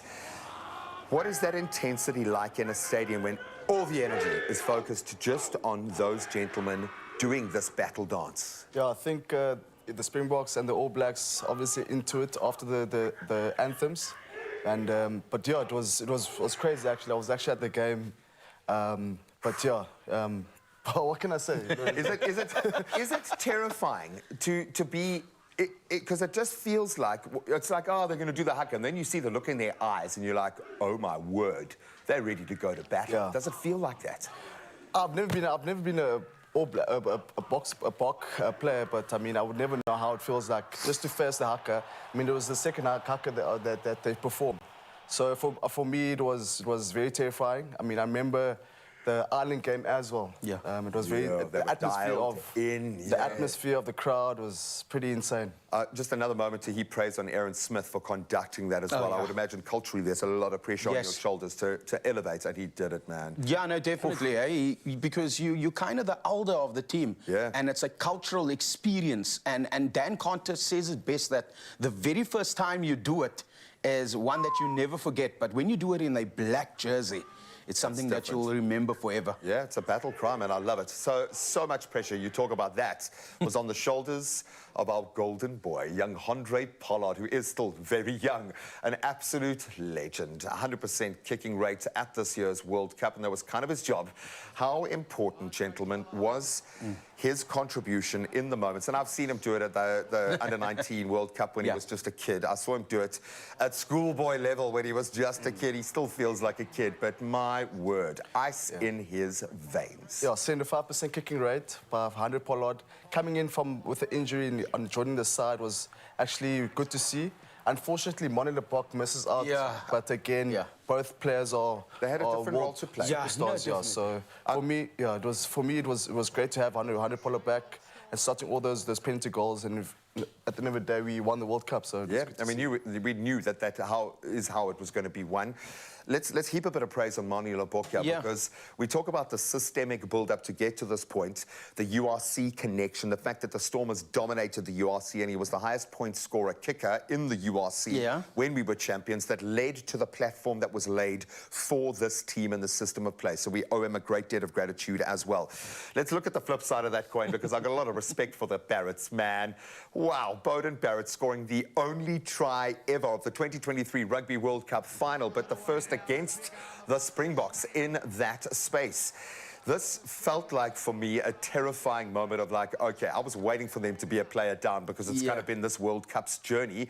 I was more scared when they were a player down because of this kind of fighting spirit and the open play, the broken play success of this All Black team. Yeah, I know, it's crazy. When you play against a 14-man All Blacks team, you're playing against 15 players because one player knows 2 positions. Yeah. The same with us. But it just opens up the field for them as well. But the way they open, the game plan that they have is an expansive game plan. That allows them to play with 14. I'm convinced that if the All Blacks had 13 men playing against a Portugal or Romania, they would still put on a huge total. Yeah. But then, you know, the Barretts, let's look at the significance of it as well. 3 brothers. I don't think we're going to see this for a long time. We've seen families... If ever again. If ever again. We've seen families spread out over generations to play, but we've never seen all 3 together in a team. I don't think we've ever seen that. And you feel their pain after a match like that. So let's round it off with our number 5. Obviously has to be South Africa and Siya Kolisi lifting the Webb Ellis Cup for the 2nd time back-to-back and now a 4th time. Our captain, Captain Siya Kolisi. He left nothing on those fields, except when he was getting out of the way of Peter Steph du Toit, so he could make that, that tackle. Just mind-blowing performance from the 3 Lucy's. Just absolutely amazing in that sense. What did that feel like there, my friend? I think for me, the narratives changed from let's let the main thing stay the main thing. Remember 2019, let the main thing stay the main thing, to now, let's do it for South Africa. We know what we've been through as a country, and for us and obviously they mentioned that they saw all our videos during the week and all that type of stuff. So for them it was... It does. Look, we almost lost Cheslin to the South African flag. He's not fast enough to dodge a flying flag. I'll say that. It's just that flag almost got the better of him. But just a magical moment. And I think what I've loved is the PR line of this World Cup. The romantic energy of this World Cup, the post-match camaraderie, the prayers together, the kind of respect that we have seen, and that's filtered right down to the lower teams as well. So, and that extends to the way the media has covered it, the way you guys have carried yourself, the way that everyone from South Africa there, against some pretty harsh pressure from the local crowds, have represented yourself. So thank you so much, gentlemen. We're going to continue chatting about this World Cup, but those were our moments. So hopefully they lived up to your expectations. The World Cup may be over, but Total Energy's surface stations ain't going nowhere. Still there to help you top up on your fuel, which is going down tomorrow. Bright charcoal, firelighters, snacks and drinks, of course, and you can earn your club points along the way and redeem them for actual cash back. Wow, isn't that going to help? That'll help you save on future purchases. Not for the next World Cup, I'm not ready for that yet, but maybe a little bit of cricket.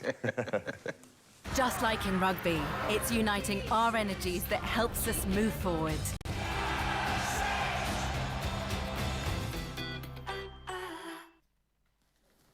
I mean, if I look at our social media, it's been flooded with green and gold, people celebration, and it's all been about the Rugby World Cup. Now, we wanted to take a look. What does it have in common? In fact, the ability to connect people. So during our last World Cup in 2019, TikTok had 381 million users. Since then, there's over 4 times as many users. So let's take a look at what has been trending since South Africa won the World Cup. Yeah, now we have absolutely fallen in love with all our rugby men over the course of this World Cup. Ox for his commentary on Salad, Cheslin for that incredible charge down, and Trevor Nyakane, who we love for his dance moves. But check this out. This is a celebration after the final whistle that we all just fell in love with. I make it liquor for the boca, boca. We play rugby, not soccer, boca. Bring the heat when we drop it, boca.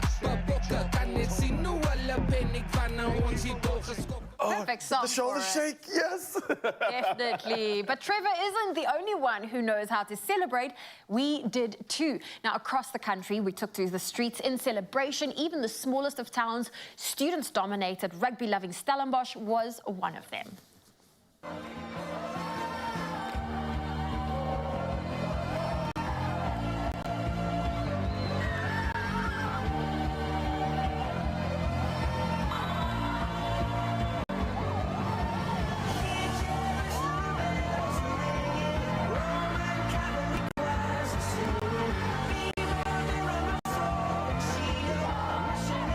Oh my goodness.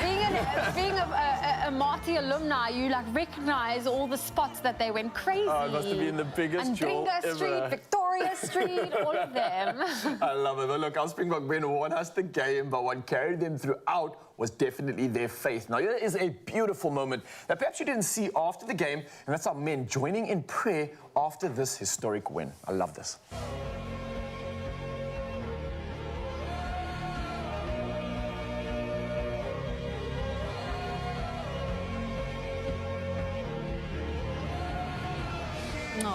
That is power. That is testament to the union that these gents all embodied this weekend, and I'm absolutely here for that one. And some of us might not have expected as many cards to come up in the Rugby World Cup final.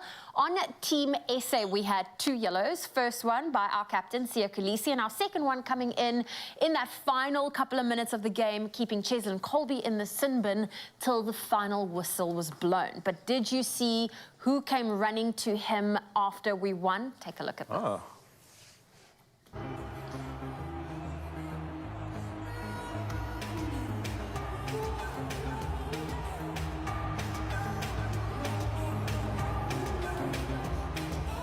Oh, that is special because you saw how he was just head in his jersey. He couldn't bear to watch. He felt so disappointed. And I love how the captain came up and just gave that kudos, that stamp of approval. I love it. I mean, knew that they were not just playing for glory, but also for our country. And they moved us in more than one way. And maybe that's just because they know how to move.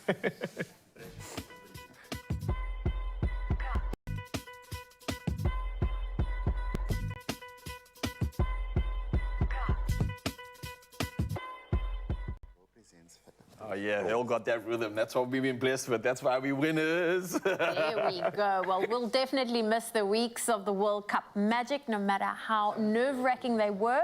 But it isn't over just yet because the lads still needs to go on that trophy tour, which we're so excited about. It's taking place Thursday, the 2nd of November till the 5th of November. So make sure to find out when the box will be in your city. Oh, can't wait for that. Don't know how many more World Cup moments my little heart can handle. So we're going to move on to the World Rugby Awards and get through some of the highs and lows of that. Then Raw presents Fresh Faces for 2023. You want to find out more? Stick around.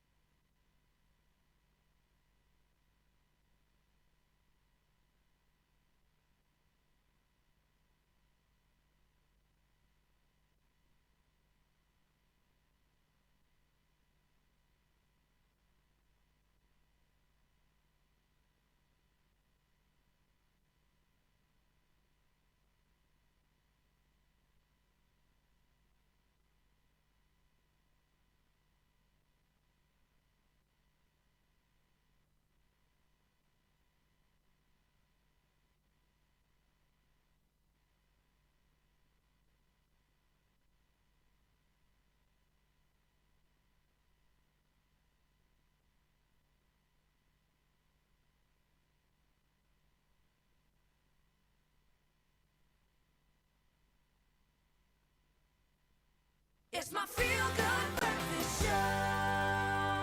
Welcome back, and thank you so much for joining us. It's been a wonderful morning, and we're going to elevate things even more.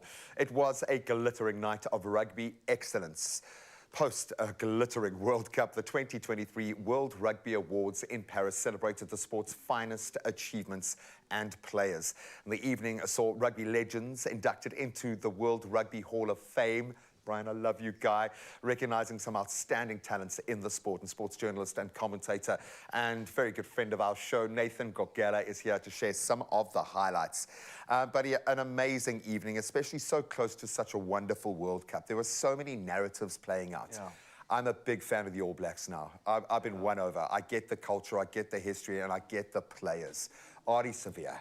Yeah. He is just a juggernaut within rugby, and he proved it on the field and as a leader of an All Black team that went through the most in the build-up during this World Cup. He's had a lot on his shoulders. Definitely Player of the Year for you? I think we need to congratulate the nominees and the winners as well, firstly. And people don't understand who the panel is. So the panel is like former international rugby players. They know. They're the ones they name the winner at the end of the day. So back to Ardie Savea. So Ardie Savea has played every single minute that he's been chosen for the All Blacks. So yeah, that's some old school rugby ethics there. Yeah, so obviously showing a bit of passion and heart for the side. So I think at the end of the day, he deserves it. And yeah.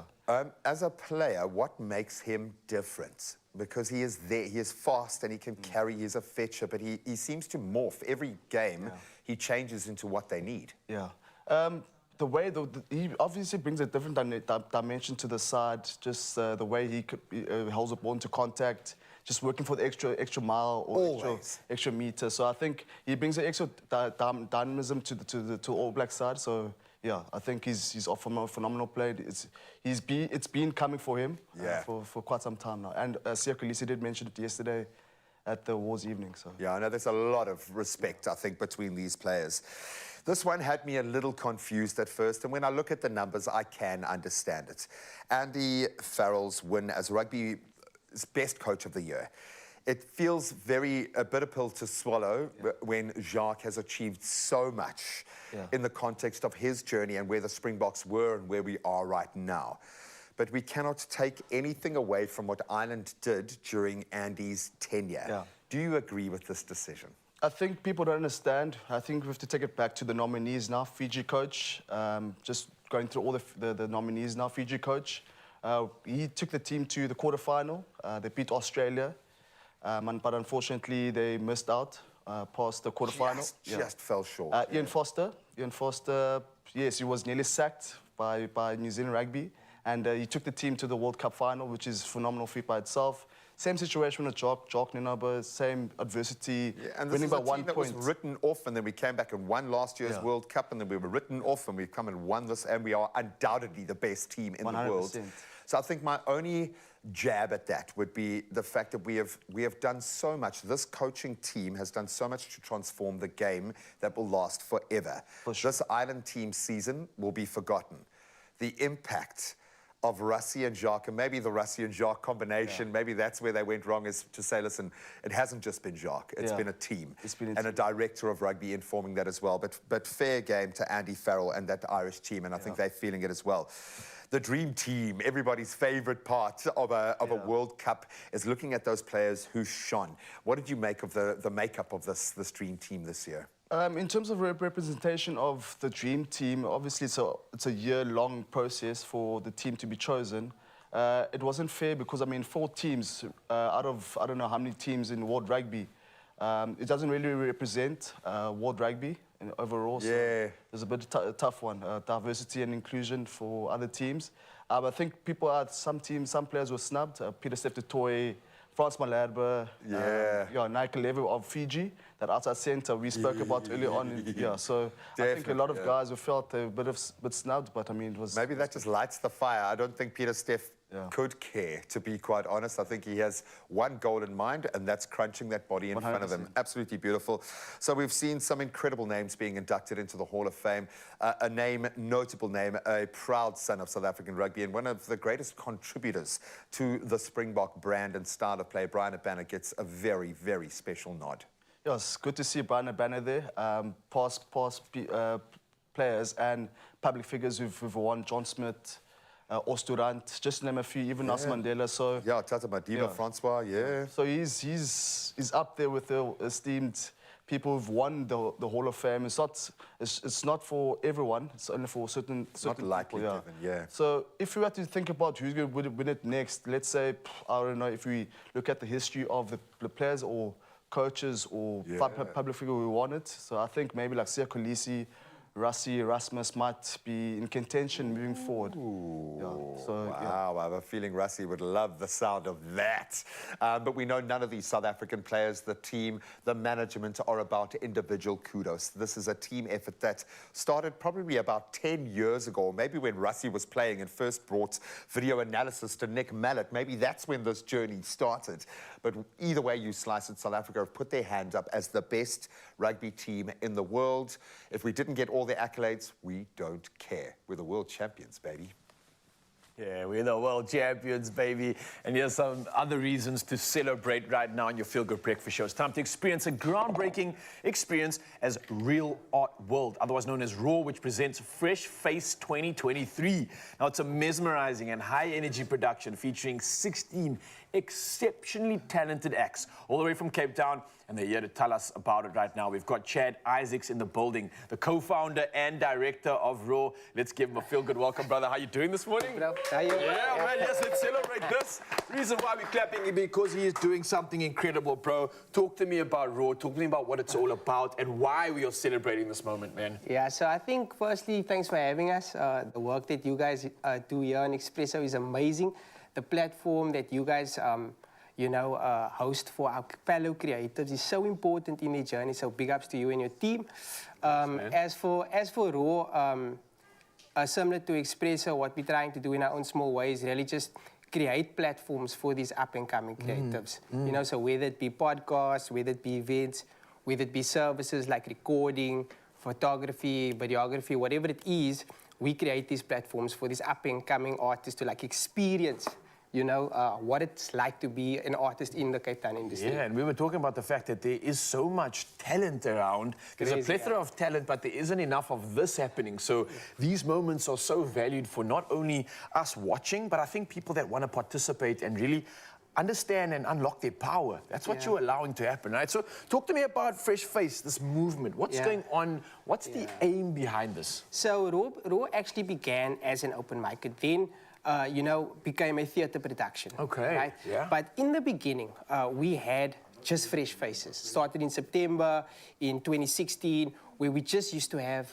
an insane amount of talent who would come, they would sign their name and they would perform week in, week out, every Wednesday. These weren't established artists, right? Not established artists, although people like Youngster, people like Ashur Peterson would pop their heads in here and there to see what's happening, Chad Simon, all of these cats who supported, because it was like a place for artists to be. Yeah, right? cool community. So, so we've obviously then transitioned to a theatre production for reasons, and we then wanted to come back to where we started.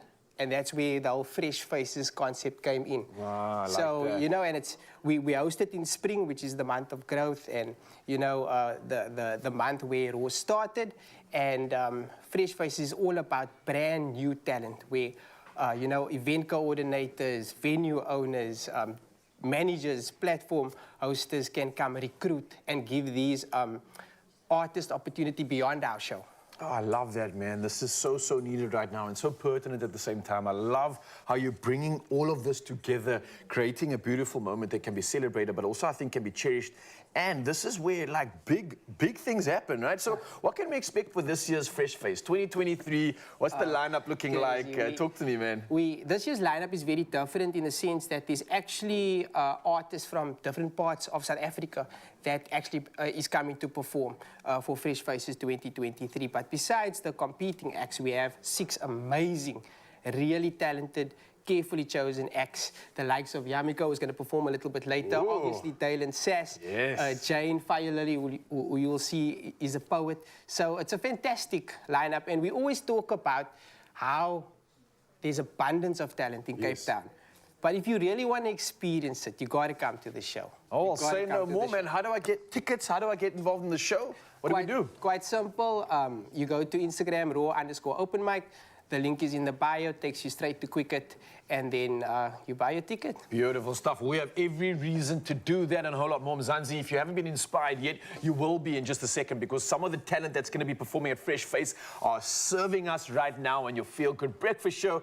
And it looks like it's about to happen right now. Thank you, brother. I can't wait for this one. Just check it out. Yes, we are giving you a little teaser because joining us ahead of the Fresh Faces 2023 event is Dalen Sass. He's an exceptionally talented singer, songwriter, and one of the biggest acts to come out of the Western Cape, and we're so excited that he is here. How does it feel being the headliner for Fresh Face 2023? I am so excited. Raw was where I started my career, out of being a backing vocal for about 7 years. So I'm super excited to just share the gifts with everyone that's going to be in attendance on Saturday. And when you put your set list together, how do you choose which songs to perform? It's all about what people love at the end of the day. So if they want a bit of Tevin Campbell's Can We Talk, we're going to give it to them. Okay. So what the people want, I'm just going to give them. Okay, so you are our own little personalized Spotify playlist. I think so. I think so. Oh, what are you looking forward to? Just watching the amazing talent. I'm probably going to be backstage and I'm just going to sit there or stand there and be like, wow, this is what Cape Town has to offer. So I'm super excited to just see the new talent coming to the fore. Oh, well, we are super excited for you and also to see the new talent. And you're going to perform for us. What song have you decided to choose today? I released my very first single in August this year. It's called Take It Slow, and I featured a rapper called Philly on the track, but she's not here today, so I'll be doing the song on my own. So I'm excited for everyone to hear the song. Yeah. Oh, well, listen, we are super excited. And of course, if you want to get your hands, Fresh Face 2023, it's taking place at the Roxy Revenue Bar at Grand West. Starts at 7 p.m. It's this Saturday, the 4th of November, so make sure you get your tickets. It is available at Quicket. But for now, on your Feel Good Breakfast show, here's Dalen Sass with Take It Slow. All right.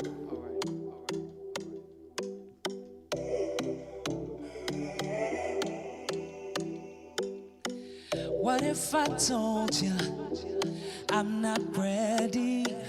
What if I told you I'm so into you? But baby, give me time though. I'm just being honest. I'm just being honest. Maybe we could take it slow. Cause I don't wanna rush what we're having now. On your mark, set, go, then we finish on a low. Baby, then we're all alone. Let's go. Hey, baby. Take it slow.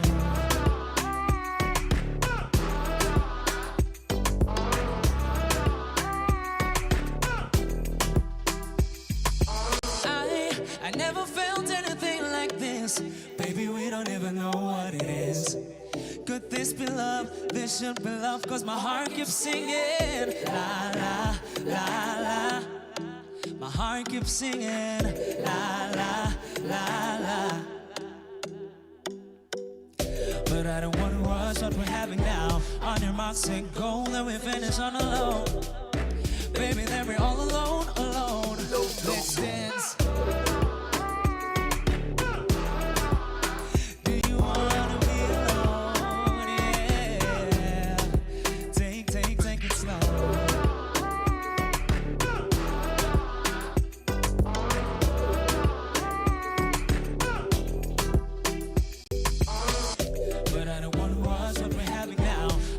Say go, then we finish on a low.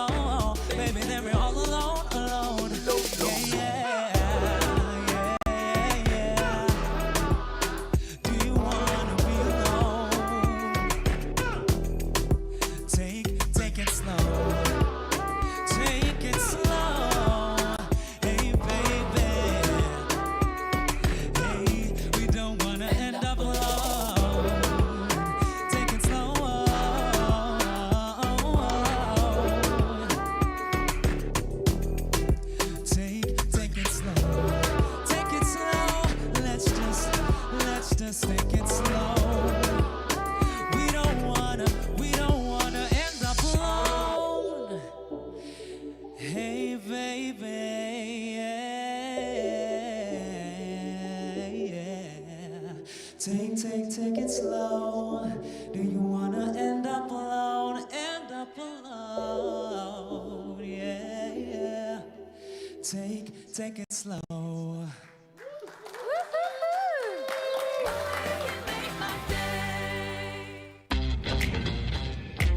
Do it like this.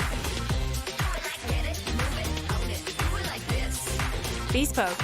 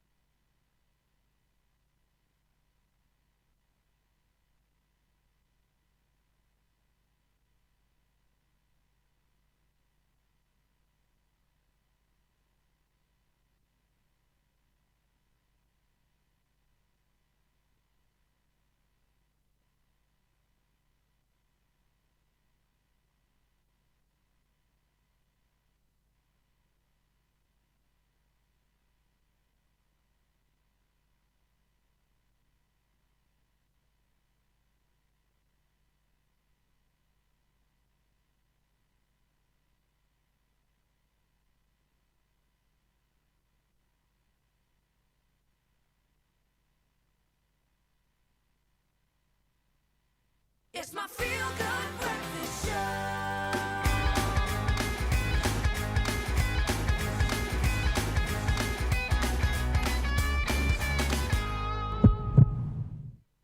It's your feel-good breakfast show, Expresso here in S3, and welcome, curious minds. Today, we delve into the fascinating world of Adco-Myogel and its remarkable ability to neutralize stomach acid, a key player in conditions like heartburn and indigestion. And we have the incredible Chris Purcell. He's here, commercial channel manager at Adcock Ingram OTC, joining us with insights that can bring relief to so many, including you. Chris, I remember experiencing heartburn for the first time and I did not know what was going on with my body. But what exactly is Adco-Myogel and how is it used? So Adco-Myogel plays a role in neutralizing stomach acid, and that is what is responsible for causing the symptoms associated with conditions such as heartburn, indigestion, and hypergastric acidity. So it works as a 3-with-1. It's 3 symptoms or 3 conditions relieved using one product. Wow. You know, because I mean, everybody is different. So what are some of the causes of those types of conditions? Yeah, that's interesting, Carl, because there are many things that cause heartburn, indigestion, Yes. gastric acidity. But one of the main causes, or one that's most common for a lot of people, is lifestyle, let's just say choices or factors, whichever you prefer. But that includes stress, which I think we can all relate to. So it's stress, it's diet, it can be weight, overweight, obesity, and also alcohol. Yep, and tis the season coming up, eh? Tis the season indeed. Now, Chris, you mentioned 3-in-1. Can we unpack that a little bit more? What does the 3-in-1 mean? Yeah. So as you started off saying, Zoe, you said sometimes you had heartburn, you didn't know what it was. Yes. And a lot of people use the term heartburn and indigestion interchangeably. So we don't necessarily know if we're treating heartburn or indigestion.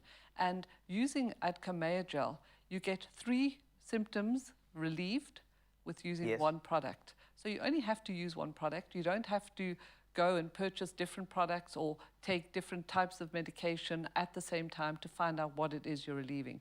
But please do just remember that if your symptoms do persist, you do need to consult a healthcare professional, either your pharmacist or your doctor, just to get more information and treat the cause properly. I mentioned 'tis the season, and I mean, naturally lifestyle is different, but of course, are there certain times where some of these symptoms are exacerbated given environmental factors, perhaps? We're coming into the season now where end of the year is charging towards us at a rate of knots, and many of us aren't prepared for that. So we have that stress that we have to get everything ready. We also have year-end exams, and it's not only the children that are affected by the stress at that time, I think parents also feel it. And of course, we socialize a lot more, hopefully, and we do tend to overindulge in food and drinks, which, you know, we're not used to, and it can have an impact on our system. It definitely has an impact on our system. Now, Chris, Adco Myogel, is that something you need a prescription for, or is it over-the-counter medicine? Fortunately, you don't need a prescription for Adco Myogel. You can purchase it at your preferred pharmacy and also at some retail outlets. It's available in a suspension format. So you don't need water to dilute or dissolve the product. You just simply take a tablespoon of it, and it's suitable for use by adults, available in 3-pack sizes, 100, 200, and 350 ml. So you're covered all the time. Love it. It is amazing. And don't forget that you stand the chance to win 5,000 Rand in cash this week with Adco Myogel. Simply reply to the competition post on the Expresso Facebook, X, formerly known as Twitter, and Instagram pages, and tell us which foods have you stopped eating because it gives you heartburn. And don't forget to add the hashtag Adco Myogel. Of course, competition closes Monday, 6 November at midnight. T's and C's can be found on expressoshow.com. Are holiday digestive issues bothering you? Well, Adco Myogel has your back with a chance to win 5,000 Rand in cash each week. Answer weekly questions on Expresso's Facebook, Twitter, and Instagram pages, including that hashtag @GoMyogel, and it could be yours. So don't let heartburn ruin the fun. Those T's and C's do apply. Good luck and stay comfy during the holidays. I love it. Let's put the brakes on right now. Let's take a moment to acknowledge those unsung heroes who stand strong behind the scenes in our lives, up close and personal, our pharmacists. I think now I realize post-COVID, the pillars of our communities. Proudly brought to you by Adcock Ingram OTC, the sponsors of Brave. This morning, we take a look at an incredible pharmacy of the week, the local choice in Wilrow Gate Pharmacy in Wilrow Park. Let's meet the team. Our pharmacies are on the front line of healthcare. This is Pharmacy of the Week. So as a pharmacist, I think we take care of the healthcare needs of the community. I like to make a difference in the community and to people in general. And I find being a pharmacist helps me do that because of the close connection that we do develop in our jobs. When looking at self-care, it's a personal responsibility that we have. As pharmacists, we can influence that and influence it positively by understanding what the needs are of the community and the individuals when they do come to us, and trying to make a positive difference in the health of that person. Working in a community pharmacy it helps us build personal relationships. We're able to get closer to our patients and understand exactly what their needs are, and also be in a position to give them the right advice. Pharmacy of the Week, proudly brought to you by Adcock Ingram OTC, sponsors of Brave. Inspiring communities, one pharmacy at a time. We've been long in the game, healing South Africa one allergy at a time. All the sneezing, runny nose, itching of nose and throat, we've left no stone unturned. Until finally, South Africa recognized us. You've given us the courage to continue to do what we do best. Live, work, play, sleep allergy-free with Allergex Non-Drowsy. Ask your pharmacist for the full allergy range. Brought to you by Adcock Ingram OTC, sponsors of Brave. We see you. We thank you. Thank you, thank you, thank you for all the work that you do, to all pharmacists making a difference within our communities. Ultimately, we really do appreciate you. Thank you. Oh, yeah, we appreciate you so much that we're going to come through and serve you once again. Obviously, Black Friday is around the corner and Woolworths has some incredible deals to look forward to. So we'll bring you that, but it gets even better because we're going to set fire to the stage right now. Fire Lily's in the house. She's looking eloquent. She's looking like she's ready to slay. And I love this dress on her. I'm so ready for this one. Are you? Thank you. Yes, I am. Oh, yes, we can't wait, Zanzi. All this and a whole lot more on your Feel Good Breakfast show in just a bit. To the brave hearts who persevere against all odds, we salute you. Along with Adcock Ingram OTC, sponsors of Brave, we're inspiring hope across South Africa this Hopetober. Stand a chance to win 1,500 Rand cash every weekday by answering the weekly Hopetober competition question on Expresso's Facebook, Twitter or Instagram pages throughout the month of October using hashtag Hopetober and hashtag sponsors of Brave. T's and C's can be found on expressoshow.com.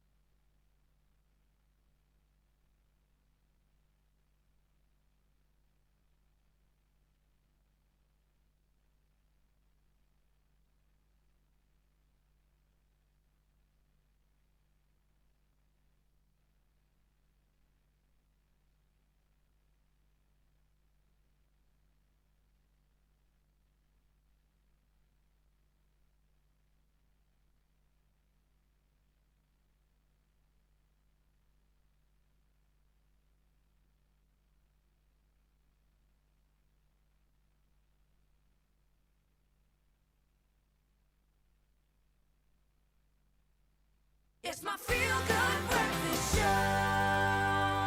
Welcome back. It is your Feel Good Breakfast Show. Time is flying by when you're having fun, and that's exactly the case on your Feel Good Breakfast Show. It is 8 o'clock and time for us to take a final look at those morning headlines. Here's Raul.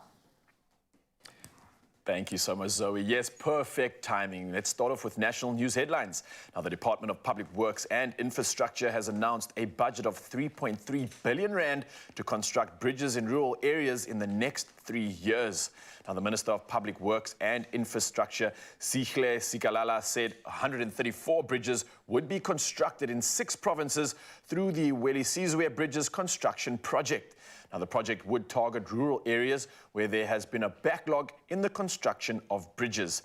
Now, he added that the sight of school children crossing dangerous rivers in the country's rural areas will be a thing of the past. While sticking to national headlines, motorists can expect some relief at the fuel pumps from tomorrow.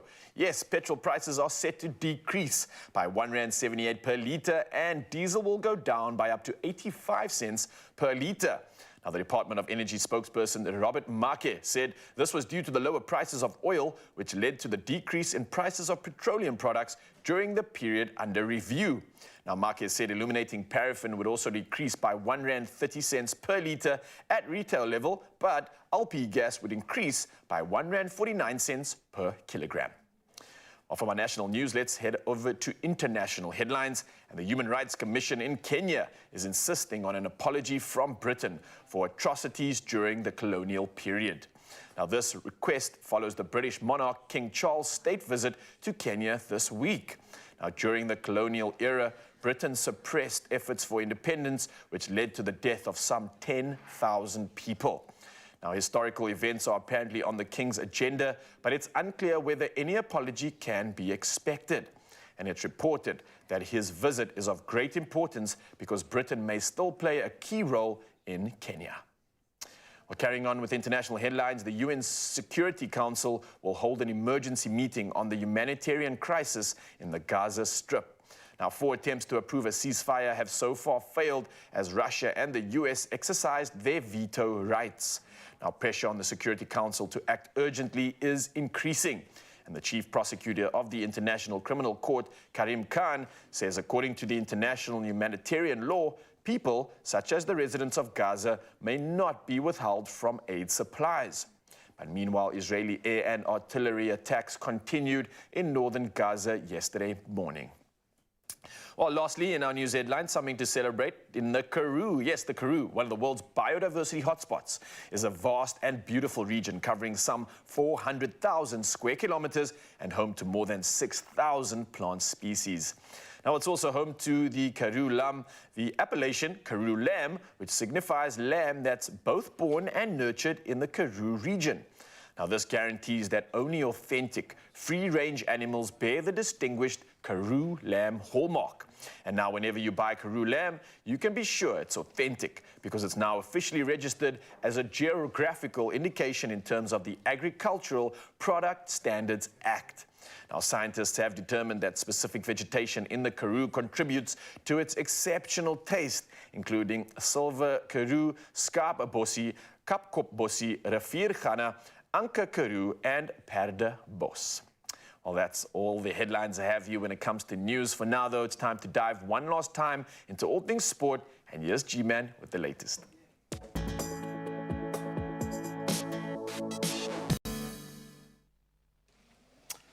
Thank you so much. Well, from one GOAT, we move to another, and I think we can officially give him the title now. Lionel Messi clinched his 8th Ballon d'Or at a Grand Paris event last night, with Spain's World Cup victor, Aitana Bonmati, securing the women's accolade as well. So the trophy notably honours Messi's exceptional displays in the last World Cup, the big one I think they all want, where he steered Argentina to success with 7 goals and, of course, the tournament's best player title. And at 36, he now stands 3 ahead of Cristiano Ronaldo. Just saying, the award's second most decorated player, and that's where I'll leave it. Whether Messi will be a contender again remains uncertain. I'm sure he'll put his hand up, but with emerging talents like Kylian Mbappe, Erling Haaland, who got honoured on the night as well, and Jude Bellingham on the rise, well, we're certainly going to watch that space. Now, let's stay with the beautiful game and a beautiful performance. Thembi Kgatlana's double securing victory for Banyana Banyana as they defeated the DRC at Orlando Stadium in their CAF Women's Olympic qualifier. So despite numerous first-half attempts, they couldn't break the deadlock, heading into halftime at 0-0. Then Kgatlana broke that stalemate in the 71st minute, assisted by Nicole Michael, and then she completed that double in the 88th minute with another assist from Michael, combining beautifully. Coach Desiree Ellis expressing obvious satisfaction with their 2-0 victory. Next up, they face the winner of the tie between Botswana and Tanzania in the 3rd round. Now, the repercussions of that moment. We hone in on former Spanish football chief Luis Rubiales, who has now received a 3-year ban from FIFA following an unsolicited kiss on World Cup winner Jenny Hermoso's lips. The incident occurred during the medal ceremony in front of the entire world live after Spain's victory in the Women's World Cup in August, and FIFA initially suspended Rubiales for 90 days, and he subsequently resigned as head of the Spanish Football Federation. Well, Hermoso described the kiss as an impulsive macho act, out of place and with no type of consent, and that's the difference.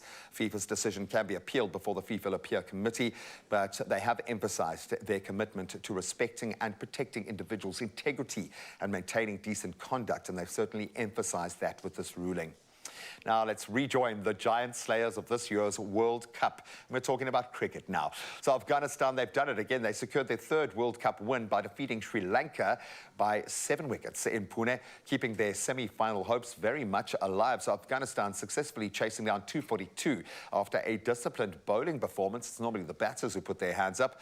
Azmatullah Omarzai and captain Harshmatullah Shahidi, unbeaten partnership of 111, helping them reach 242 for just 3. So with 6 points now, Afghanistan in 5th place on the table, just 2 points behind New Zealand and Australia. So they can do it. This victory marking Afghanistan's 2nd consecutive win in the World Cup. So they've got the form as well, having previously beaten a very strong Pakistan. So I would suggest watching that dark horse. But that's where we leave our sporting passion for this morning. Of course, we'll get all into it again tomorrow morning. But right now, let's see how the roads are looking.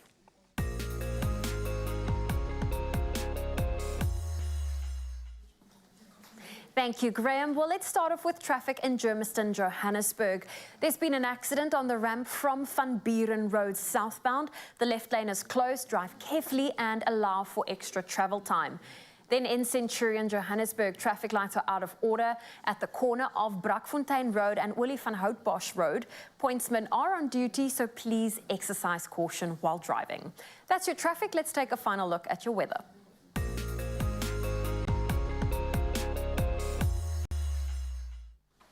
We start off with some weather news. The South African Weather Service has issued 2 yellow level 2 warnings for today. The extreme eastern parts of the northwest and Gauteng can expect severe thunderstorms with strong winds, hail and heavy downpours that could lead to localized flooding of susceptible roads, low-lying areas and bridges. Disruptive rain, which may lead to flooding of roads, bridges and settlements, is also expected in places over Mpumalanga. The Weather Service, the services had also warned of extremely high fire danger conditions, which are expected over the Kamiesberg and the Northern Cape and the Matsikama municipalities in the Western Cape. Well, that's the latest on your weather news. Let's take a final look at your temperatures.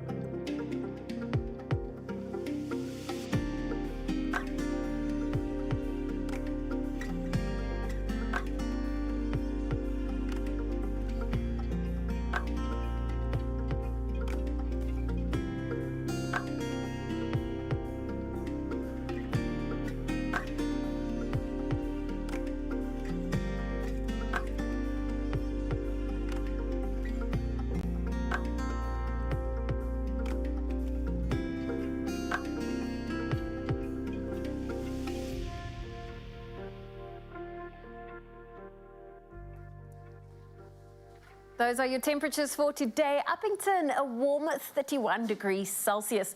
Well, to end off the morning, let's take a look at our sunrise view for the hour. Luke from Simonstown sent this one through, and this is what he had to say. Good morning, Expresso family. Have a great day. Luke, thank you for that photo, and I hope you have a great day too. And if you would love to share your good morning view with us, do so on 063 408 8863. Oh, well, look, if you are dipping into that ocean, you are definitely going to have a great day. And speaking of a great day, we're going to have one right here. We've still got a lot to look forward to on your Feel Good Breakfast Show. Of course, Black Friday is almost here, and we're coming through with some of the best tips and the best deals for you, and that's compliments of Woolworths. But it doesn't stop there, because I see a green Emerald Queen standing by. She goes by the name of Fire Lily. She's looking incredible, but more importantly, ready to serve us Mzansi. She's got an incredible performance lined up. This is ahead of Raw, a festival from Fresh Face, and it is everything you want and more right here on your Feel Good Breakfast Show. So don't go anywhere. I can't wait.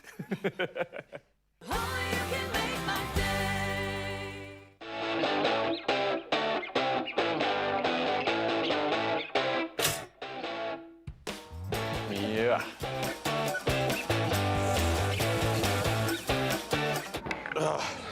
Look, not every day may go your way, but we've got something to lift your spirits right here on your Feel Good Breakfast Show. You can win R1,000 cash weekly by going with Albany, the perfect bread in an imperfect world. First up, feel the freshness, and then enter by heading over to the Expresso socials, onto our Facebook page, our X and our Instagram pages, and answer a very easy question. Look at it. Oh, wow. Well, make sure you include the hashtag MyPerfectAlbany in your answer to win big. Now, the competition closes on the 8th of December, and your T's and C's do apply. Oh, finally.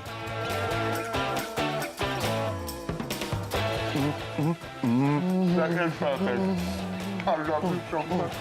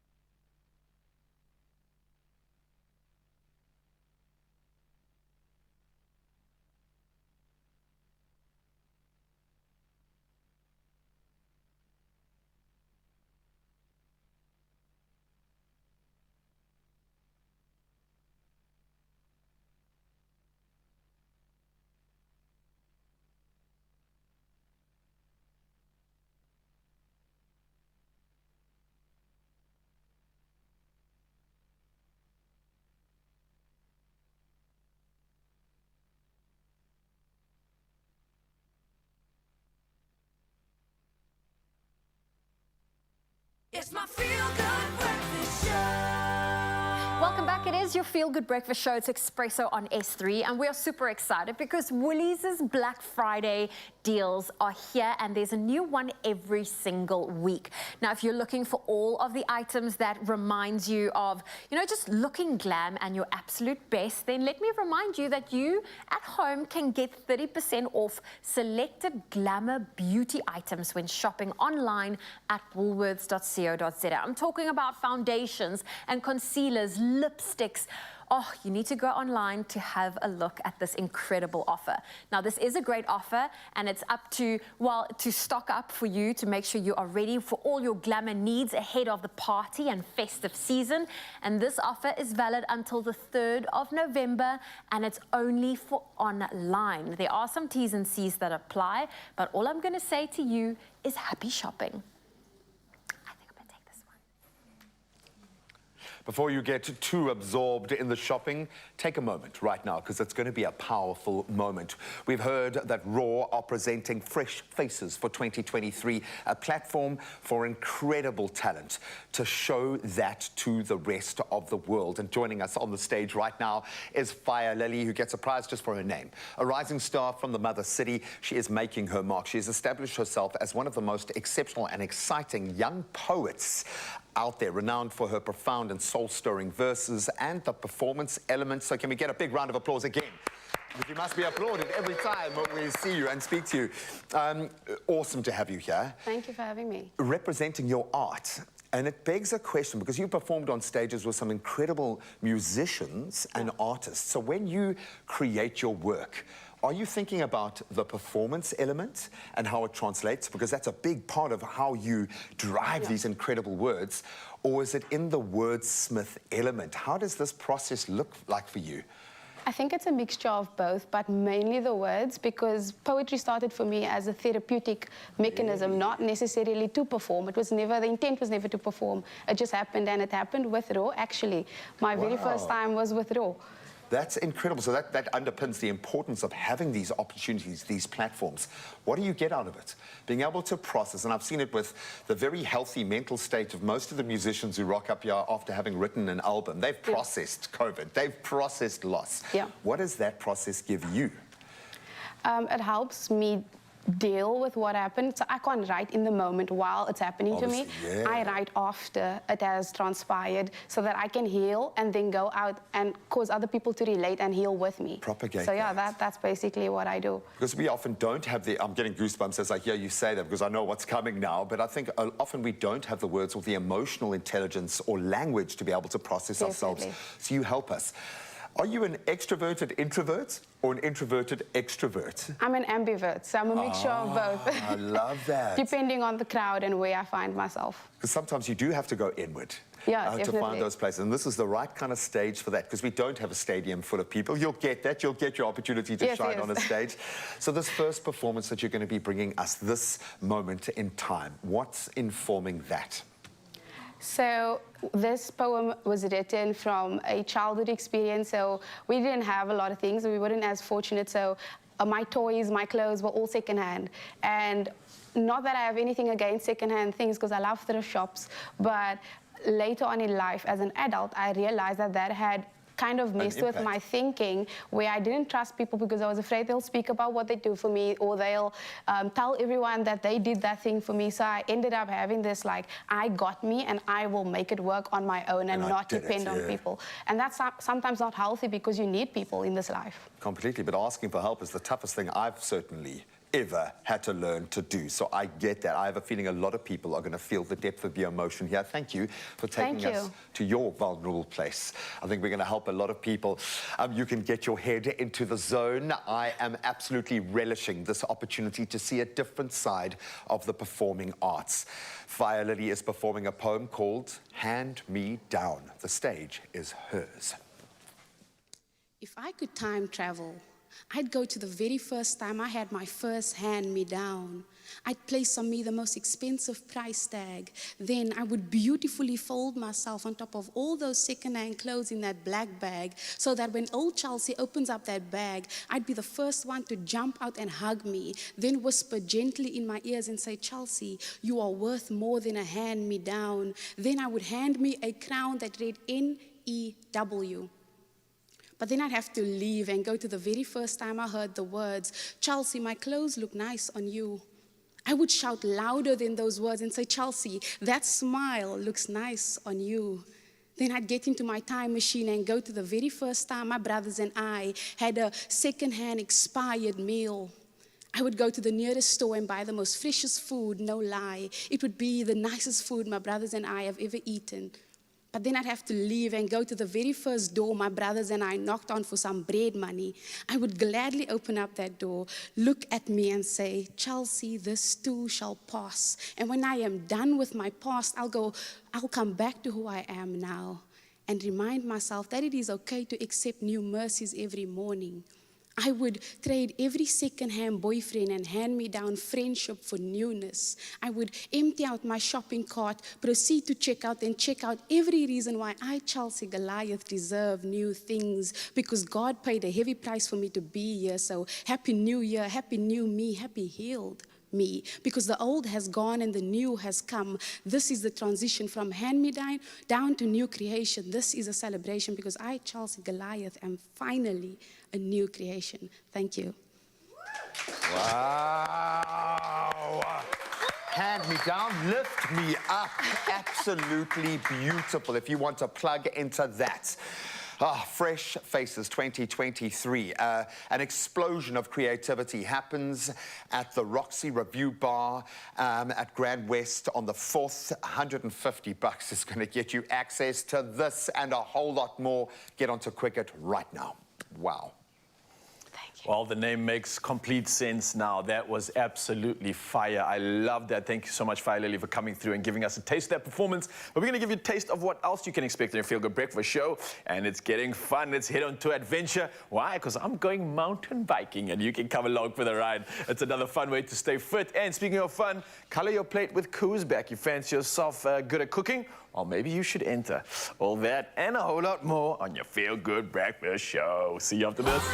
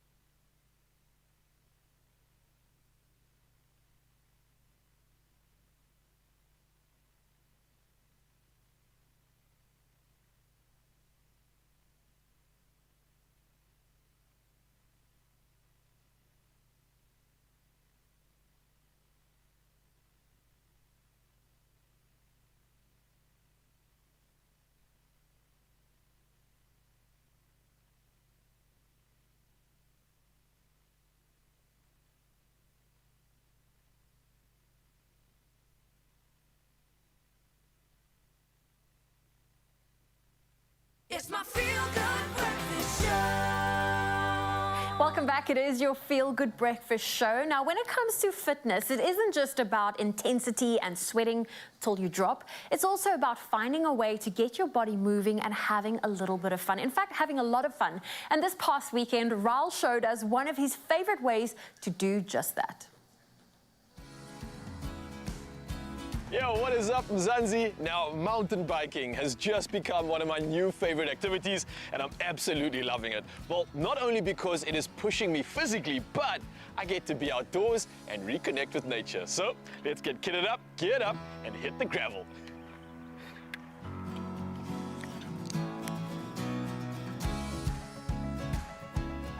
I haven't been mountain biking for very long. I've just started, still learning a lot, but already having so much fun. I've been looking for new ways to get a stimulation, and I think this is it. I think the biggest difference between mountain biking and regular cycling is that mountain biking literally takes you into the mountain. I mean, what better place to get balance, have that harmonious blend of nature while using your body to do something cool. When cycling on these trails, my mind goes to such an interesting place. I mean, you have to concentrate. You really have to pay attention to where you're going, but at the same time, you kind of have to flow with it. So that balance of focus, but at the same time, not being fully in control, but still controlling the situation, oh, it's like meditation.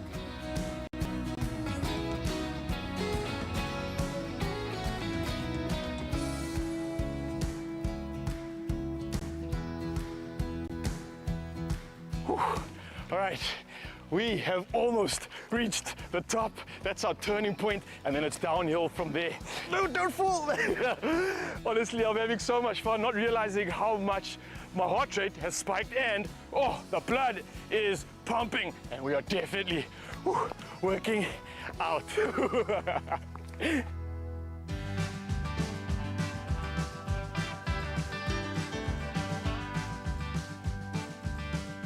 I think mountain biking is such a great way to keep fit. Literally, without you even realizing it, you are having fun in the outdoors while burning lots of calories. You're getting mileage behind you, and you're having a blast while you're doing it.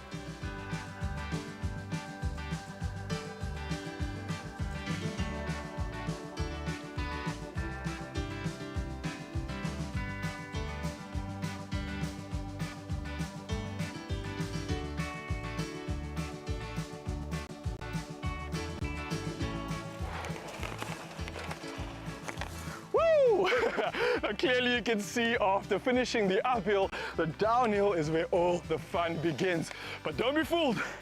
Whew, it's official. We are burning calories. Let's go. Yow!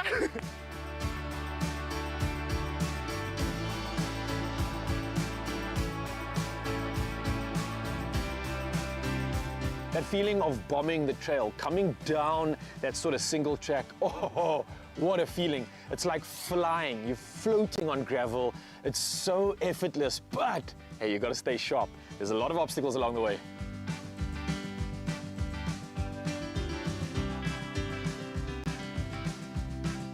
Mountain biking can be challenging, and I mean, especially for me, I'm still starting out my journey, but at the same time being challenged in so many different ways. I mean, firstly, the terrain is technical, so you really got to concentrate. You're using your body more than you think. You're having to balance, counterbalance, and then obviously at the same time, maintain hyper focus. So that in itself presents quite a challenge.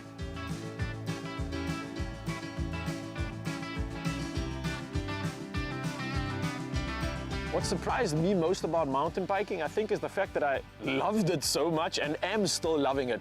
There's these constant challenges that you get throughout your journey.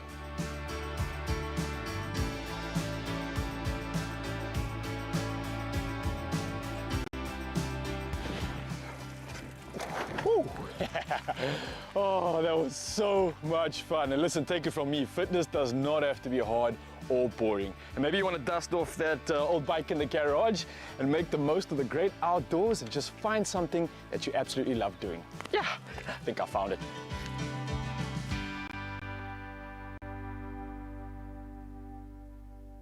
Okay, I was wondering about why my ankle was so sore. It's definitely after that fall, but wow, I had so much fun. I didn't realize it was going to be that good. Well, listen, you definitely had fun, but I know mountain biking's not easy, and you made it look so easy. It wasn't easy, but it was a lot of fun. I found my rhythm, I found my flow, and it ended up being the coolest thing ever. So, Mzansi, you definitely want to get your taste of that. Dust off the old bike in the garage and get out there.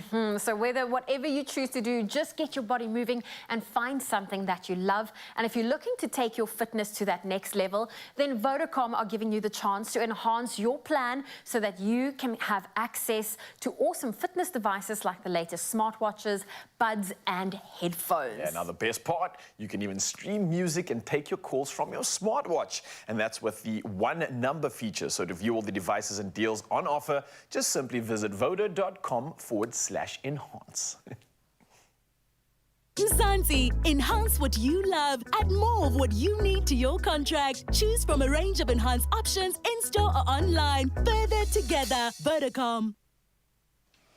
I think it's no secret that we love our SABC family here on Expresso, and one of our favorite cooking reality shows is back for a brand new third season. Color Your Plate with Koo on SABC2 is an extremely fun and creative competition where contestants get to push the boundaries and create some amazing dishes using products that we've all grown up using, we love, and we have them in our pantries. And here's the thing.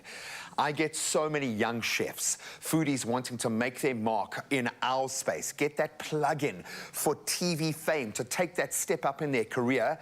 This is how it starts. You look at the journey of the people who have featured, never mind just one, but those that have featured on Colour Your Plate with Koo. They have all gone on to do the most amazing things professionally, and you get your plug-in. So entries are currently open right now, and it's very easy to be a part of the show. So what you've got to do first is take a video of yourself cooking a very colourful meal using any Koo product as an ingredient, and say why you should be a part of season 3, and make it good, because there are going to be some good entries.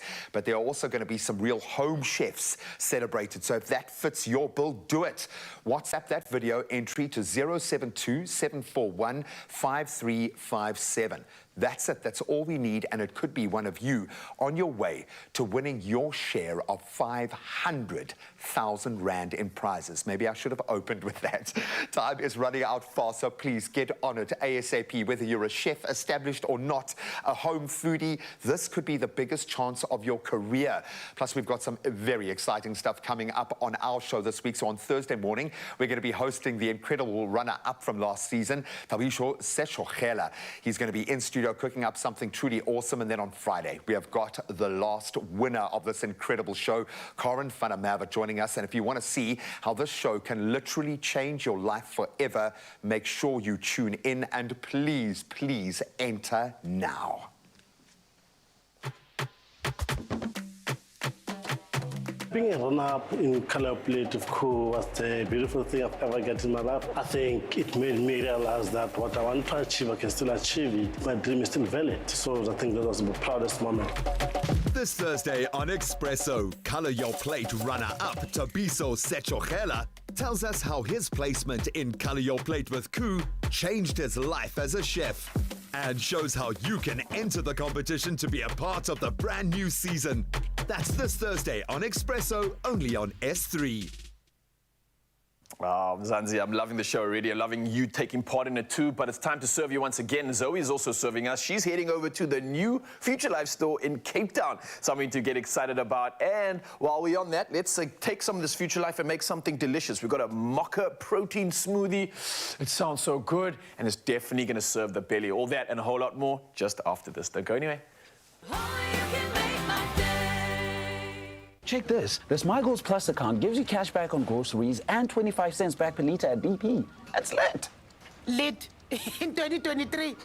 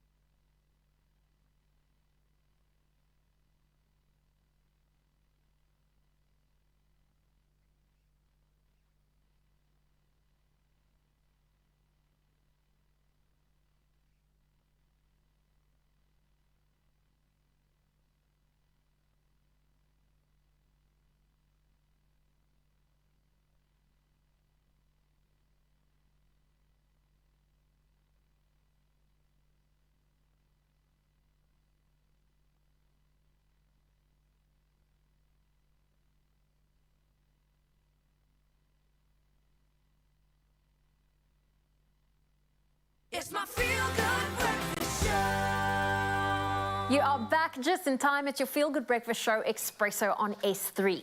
The team at Future Life, they recently invited me to pay a visit to their brand new store, which opened at Canal Walk Mall, where I was in Cape Town, and I have to be honest, I was totally blown away. The fact that I got to enjoy a smoothie while doing my shopping, that completely made my day.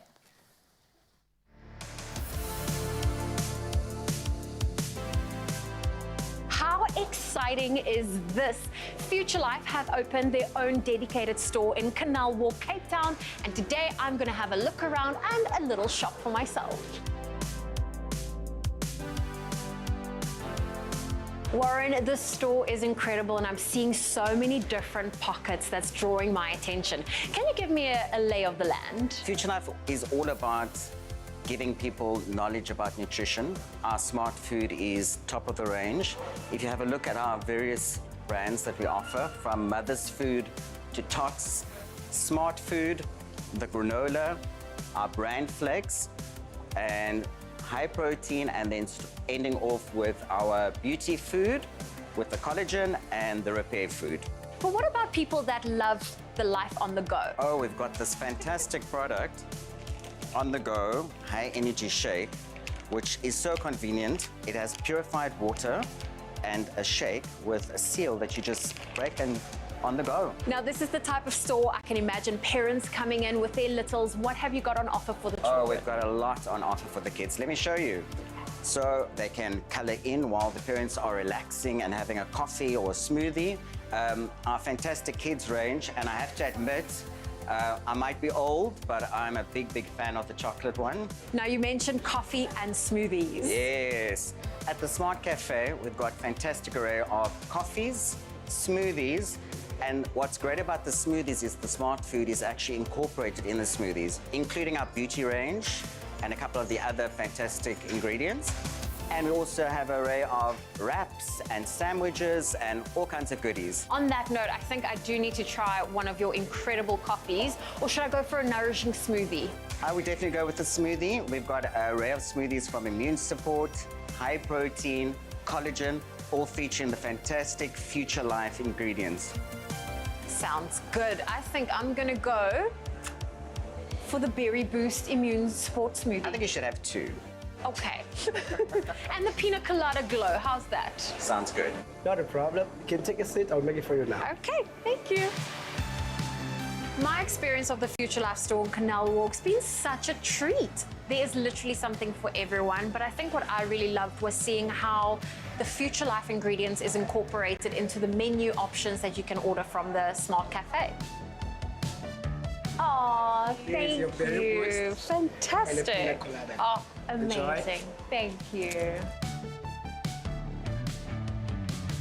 Ooh, this is yummy. I'm getting the fresh berries, and I can also taste the strawberry flavored Future Life Smart Food. This is so good. Hello, Zoe. Are you enjoying your smoothie? Justine, this is unbelievable. I got you one as well. Oh, thank you. Pina colada. Justine, this is such an incredible space. I love what Future Life has done.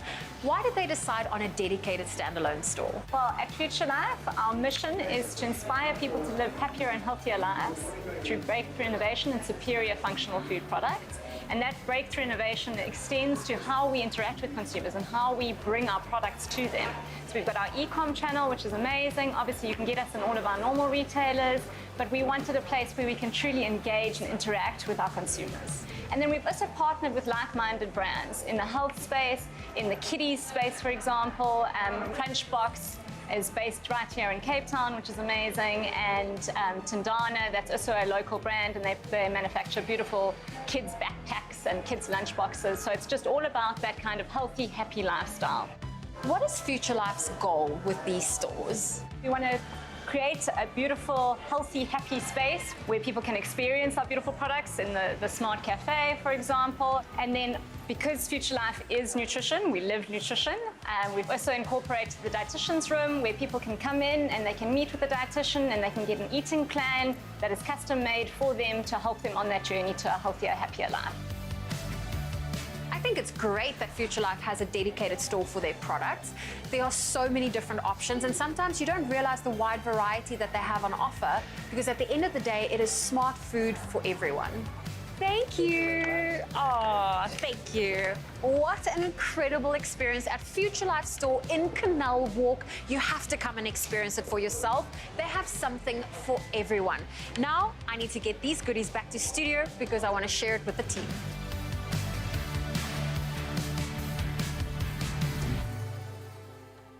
Well, I did promise to share my goodies with the team, so stick around because next I'll be showing you how to make a high-protein smoothie with a mocha twist. You're going to love it. I'm getting mine out on the morning light. I feel the need to celebrate and change it, craving new imagination brewing in my mind. I'm getting mine.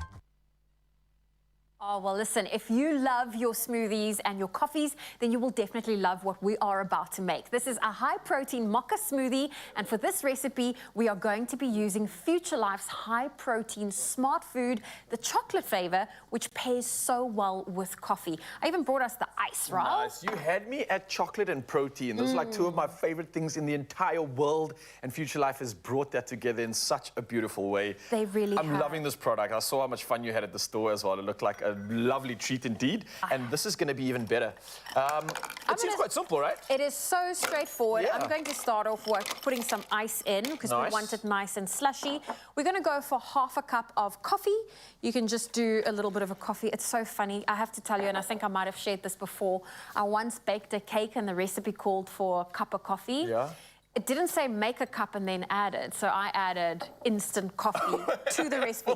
So make a cup and use half the cup of made coffee for this recipe. That must have got you your entire energy fix for the week. It definitely did. The whole cake came out a flop. And we're going to add some fat-free plain yogurt because that is also quite high in protein. We want to pump as much protein into the smoothie with a twist. And that's nice because that's going to also add like a little bit of a creaminess to this as well. I know you're getting a lot already from the Future Life on its own, and to be honest with you, you could literally just add water and have a really similar effect. But I like what you're doing with this one. Definitely. Well played. All right. So I'm going to ask you to add some of our Future Life. We are using the high-protein smart food, which is a great source of protein, and it can also be eaten as a meal, a shake, or like we're making now, a smoothie. Just mix it with either water or milk. How much of this is going in? Just one of those cups. Just one? Yeah, so I don't think you filled the cup properly. I didn't, so that's why I'm just going to add a little bit of extra in here. Why? Because on top of this, like we said, the protein here is incredible. 19 amino acids, of which there's some great branch chain aminos as well. That's leucine, isoleucine, and valine. So when it comes to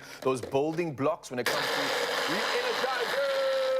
I did that while you were talking. Yeah. No, when it comes to re-energizing as well, it is so perfect. It's got a great amino profile complex that's going to help us rebuild muscle as well. So this is good kinds of protein.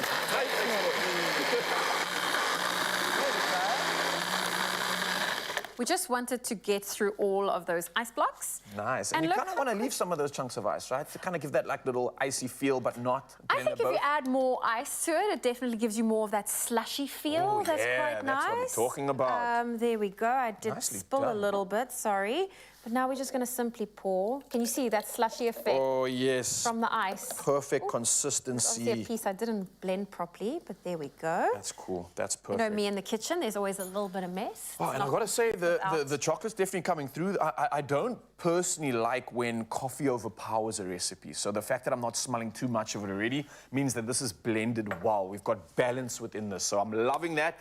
But the truth is definitely in the pudding. And although this tastes like pudding, it's not pudding. It's healthy. It's got some great stuff in it. So is that for me, for you? That was for you. I'll grab that Thank you very much. Well, let me grab that one. Oh, you can grab that one. Okay, that's fine. Nicely I'll grab done. this one. Right, well, cheers. Huh? Simple as that, Mzansi. And that's how easy you can get your protein fix on. And let's not forget about...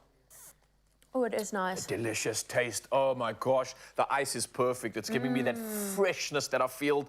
And, yeah, the coffee's not overpowering. Like I said, I love this. I mean, we made it with some yogurt and water, but add a little bit of milk to it, or perhaps some almond milk if that is your feel. But try our hand at this delicious Future Life high-protein mocha smoothie. You can get the recipe at futurelife.com. And if you've missed any of the steps, don't worry. We've got a quick recap for you. No, but seriously, this is good. Well done. Wow.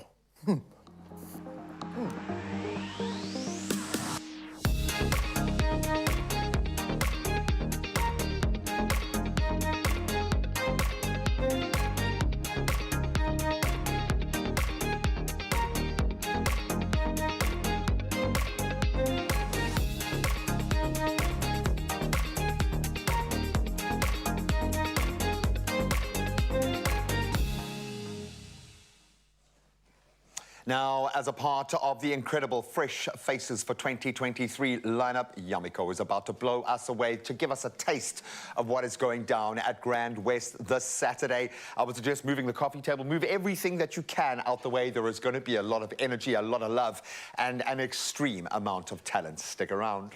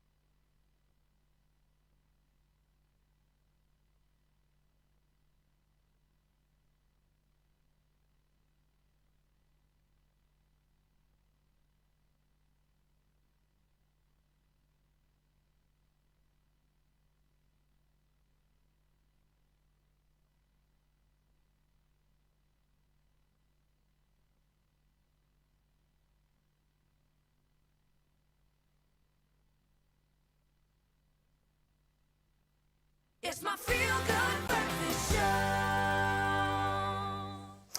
Welcome back, you beauties. Thank you so much for joining the conversation this morning. It has been enriching. So we thought we'd tie a couple of those threads together. We've been focusing on Down Syndrome Awareness Month, which has given me a lot of tools in how to deal with families, how best to relate and empower those members of our community that do have a person living with a disability or living with Down syndrome. And we, of course, put it to you to join the conversation online. And let's have a gander at what you had to say. We've been asking for insights, for any questions, and we've had a lot of comments coming through. Yeah, well, it looks like it is Nathalie that says Down syndrome children are intelligent in their own special way. I have a Down syndrome sister in her 40s now. She was educated at the Mary Harding School, and did they make a difference in her life? She does all of the house chores and doesn't care to take her job over. You'll be in trouble. Now, they are very loving and loves attention. They are angels and very special. They are individuals in their own right. I love that. Then Iman weighed in with this comment here, and thank you so much for being so eloquent and putting in the time. Good morning, team. The big misconceptions about Down syndrome is that people are not educated enough to understand that people with Down syndrome are humans just like everyone else, and they have their own needs just like every other person. Although their needs are more, it doesn't make them any less of a person than anyone else, because people tend to treat Down syndrome people differently when they are actually angels walking the earth with us. So much of this echoes the beautiful, I think, unfiltered emotion that you will get from a person living with Down syndrome.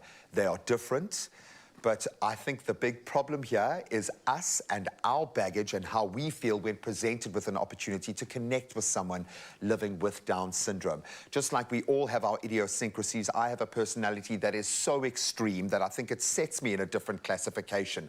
That's who we are, just people. If you have a question, if you are nervous about engaging with someone, you don't want to be rude, you don't want to cross a line, All you need to do is ask the question. It's as simple as that. So thank you so much to everyone who helped us get to these points in this conversation. It really has been enriching. You get your rewards right now with another stellar performance. Oh, it's got a reward coming at you and some. Listen, joining us on the stage right now is Yamiko, a phenomenal artist currently making waves as one of the most thrilling and innovative talents on the scene. Now, she has a diverse range of skills. She effortlessly shines as a singer, songwriter, recording artist, and a creative force to be reckoned with. Yamiko, welcome to the Feel Good Breakfast Show. How are you doing? I'm good. Thank you so much. That was such a beautiful intro. Thank you. It deserves it. And I mean, before we even find out about you, just chatting to you now behind the scenes, the name Yamiko, it's beautiful. I wanted to know if you could maybe just share that with Mzansi, why you chose that sort of stage name and presence. Yeah, so Yamiko is actually based on an anime character named Yumiko who gambles. She just gambles wherever she can, and she always wins. And even when things don't go her way, and when she loses, she still wins after that, you know? And I just wanted to manifest that for myself within the name. I absolutely love that. And I think the manifestation has gone beyond just a name. I mean, if you take it back so many years, you were on Expresso as a backup dancer for talent. 2017, 2018. Yeah, and now you are the talent. Full circle. What's that feeling like, seeing your dreams manifest into reality and you're literally performing right here in front of Mzansi? That is huge. What is that feeling like? It's actually so overwhelming being here and actually doing my own music and representing myself, not just dancing for someone else. And I love doing it. I enjoyed it, but I do feel like this is what I was supposed to be doing, you know? Born for it. It feels amazing. And it doesn't stop here because I believe there's new music coming at us, yeah? Yeah, absolutely. I've been working on new music for the last year. I haven't dropped anything for a full year, so I thought, let me just hone my craft, learn some new things, you know what I mean? And so that when I drop, it's amazing. All the puzzle pieces are coming together and you've sewed it together in such a beautiful way. Speaking of, I have to make mention of the outfit right now because I'm looking at the backup dancers that you guys can't see on the screen just yet, but I believe you stayed up a couple days just to make this by hand. So this woolen garment, this crochet that she's wearing along with the dances that you're going to see later, this is more of the talent that Yamiko has and a whole lot more. I believe you're also learning how to play an instrument, so I can't even wait to see what's going to happen the next time you see you. But right now, this is enough reason to get excited. So I'm going to leave the stage all up to you. This is our moment to celebrate Yamiko, and she's coming through with a song called Come My Way. So officially, take it away. The stage is yours. Thank you so much.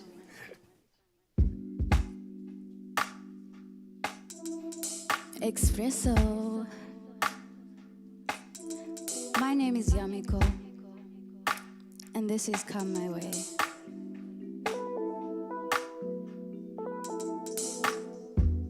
I'm coming in hot, what are you waiting for?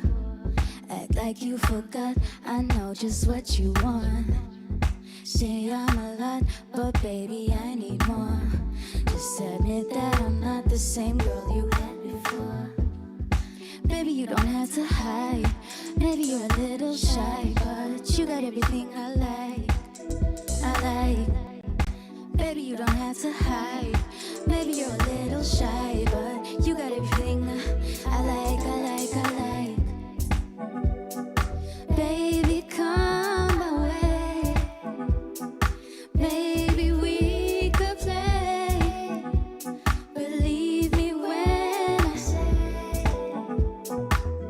I like it. Baby, come my way. Baby, we could play. Believe me when I say I like it. I like it, yeah.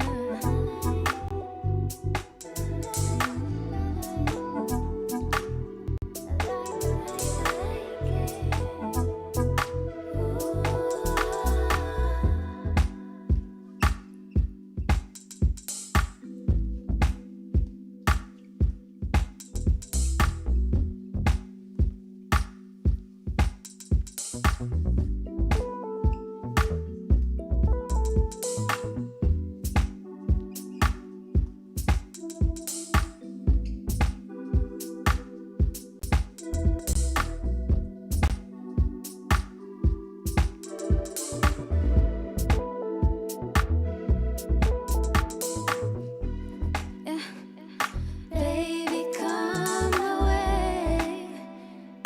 Baby, we could play. Believe me when I say I like it. Baby, come my way. Baby, we could play. Believe me when I say I like it.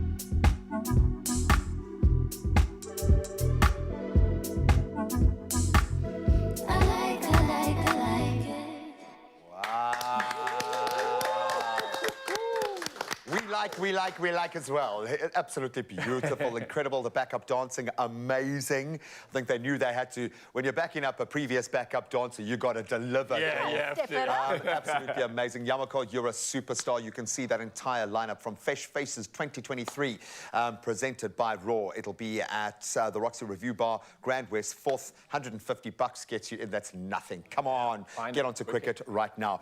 So, guys, I'm going to put this to you because I've learned a lot today. I really have to kind of check my own privilege and my own baggage, which I'm realizing is a big part about engaging with a person living with Down syndrome, or especially the parents or the family of a person like that. And it kind of feels like to me it's more about me getting over my own stuff and what I generally will transfer onto someone else when I meet them.